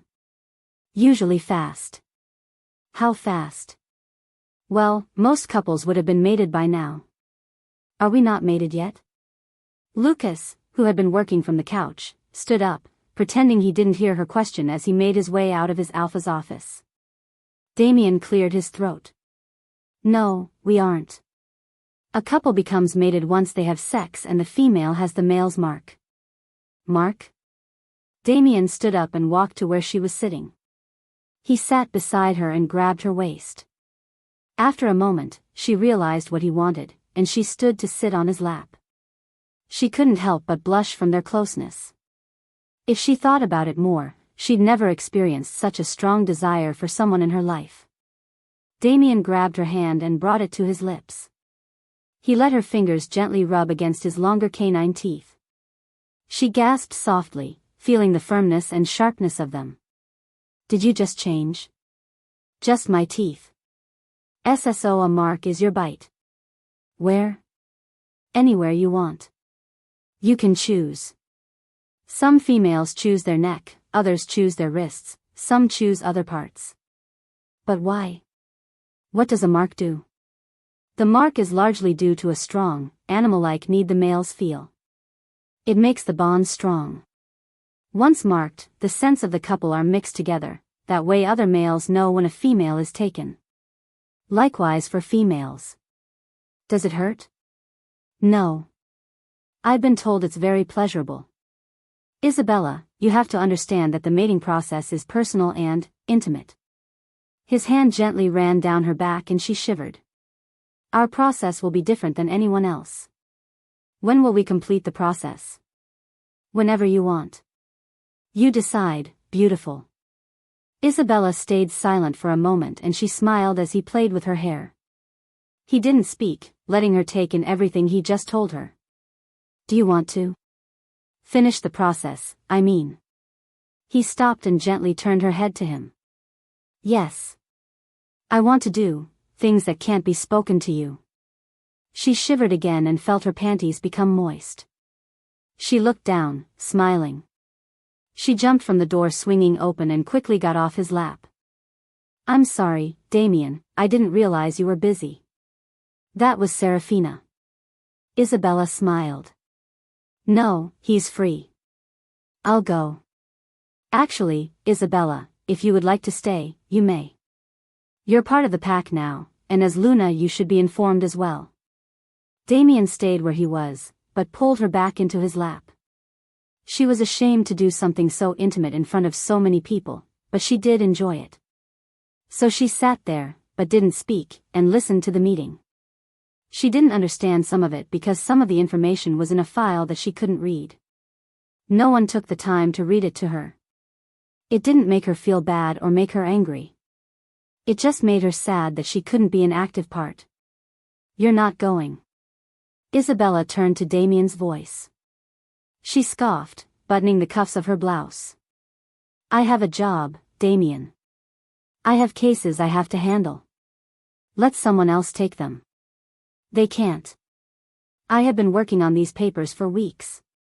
You can't go, Isabella. Do you understand how much danger you are in? Lucas and Hannah are great fighters. You told me that. Isabella. Damian, I am going to work. Damian let her walk out of her room and downstairs where Ethan and Tala were waiting for her. He watched as they all made their way out of the pack house. Lucas walked up the stairs and stood next to his clearly annoyed alpha. Take Hannah and follow her. He pushed himself away and went to his office where he connected two other guards. When they arrived in his office, he ordered them to follow Lucas and Hannah with the intent to keep an eye on Isabella. So that was how Isabella ended up in her office with not only 2 bodyguards but 4. Sophia and Ethan stood awkwardly by her desk. They didn't know how to act normal with so many people around. This is a nice office, someone whispered. Thanks, Isabella responded. Only took me 4 years to get it. Okay, can we please act somewhat normal? Sophia, these people are Damian's bodyguards that he insisted on following me everywhere. Right, Sophia trailed off. Well, here are some case files that you need to go over as well as your first speech. I was told to cancel your meeting for today. Why? By who? Adams. Who's Adams? Someone asked. My boss who's a jerk. I'm sorry, who are you two again? I'm Annabelle, someone said. And I'm Lila. Mr. Weston told us to come with you. Listen, I'm all into the strong, capable women you are, Sophia stated, but don't you think this is a little too much? Maybe, but he pays our paycheck, Annabelle answered. You got a point, Sophia responded. Isabella looked up as her door swung open. Victor hesitated as he saw how many people were in her office. There's an emergency meeting in the boardroom right now. About what? A new case or something. All right, I'll be there soon. Isabella stood up and grabbed her sound recorder. She also grabbed a pen and paper for Sophia to write notes. When she realized the other four were going to follow her, she stopped and turned to them. No, legally you cannot hear the new case. But even more, if you follow me I will go crazy. So please, stay and I will be back soon. As Isabella sat at the round table, listening to Adam speak about how lucky they were about this case, her head tilted to the side. She smelled him. Damian. What the heck? All right, let me stop talking, Adams cooed. Let me introduce Damian Blackwood's case. You have to be kidding me. His firm is suing Maxim Industries for a broken agreement. Isabella didn't listen to the rest of the meeting. When it concluded, she stood up, went back to her office and began getting ready to leave. She's mad, Hannah whispered. Shoo, don't make her angry, Sophia responded. Isabella swung the door open, putting her purse on the table beside the couch. Damian Blackwood. Lucas took the time to run up the stairs to Damian's office. Damian stood, clearly nervous about what would happen. She's furious, Lucas warned. Do you think if I stand here and don't speak she won't find me? She has a better nose than me, dude. She'll find you and still kick your butt. She's blind, not stupid. Damian winced as his office door slammed open. His very angry mate stood with her hands on her hips. As usual, she just kept her head forward, unable to detect where exactly he was. He stayed as quiet as possible, hoping she would just turn around and leave. But she didn't. I know you are in here. He sighed. Have I told you how beautiful you look today? Oh, no, you do not get away with that easily. You hired my firm. Wow, look at the time. I have to go change or something, Lucas mumbled eagerly, making his way out of the office. Damian gave him a look as Lucas left, but then turned his gaze to his mate. You said you wanted to keep working. Yes. That's what normal people do. You are not a normal person, Isabella. You are a Luna, now. If you want to work, fine, but I have to make sure you are protected. Since your firm took my case, I can keep my people around you at all times. I understand you feel the need to keep me covered in soft wrapping because you think I'm weak. He growled softly. I do not protect you because I think you are weak, I protect you because you are important. Isabella's anger slightly faded from his comment. Any other day she would have run into his arms, but she was angry. He shouldn't meddle in her work. You could have told me. It's easier to ask for forgiveness. Come here, Isabella. Seeing her serious expression, he sighed. Please. She agreed and walked toward his voice. He grabbed her waist and gently guided her to him. I know you are mad, and I am sorry. But this is a deal.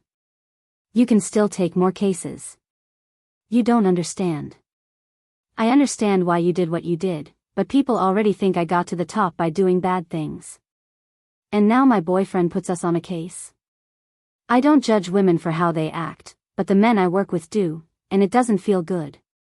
I'll be the easy woman of the office. His heart swelled momentarily from her calling him her boyfriend, but that quickly vanished. What do you mean they think you rose up quickly due to improper actions? I'm the only woman at my firm.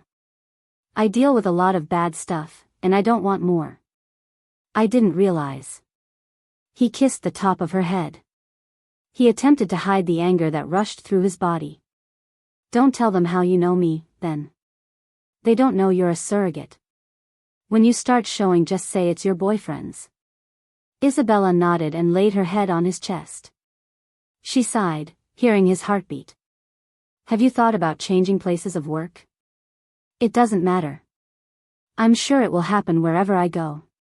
Besides, I refuse to let men tell me what to do. What do they say? They just comment about my hair or my clothing sometimes. The other day my boss said he preferred me in dresses. He just gives me the creeps. What's his name and social security? She laughed. You are not going to kill him or something. Thank you for listening to this part of the story. Part 2 would be dropping very soon. Subscribe, like and share for the next part if you enjoyed this story, and do not forget to comment below on your opinion about this story.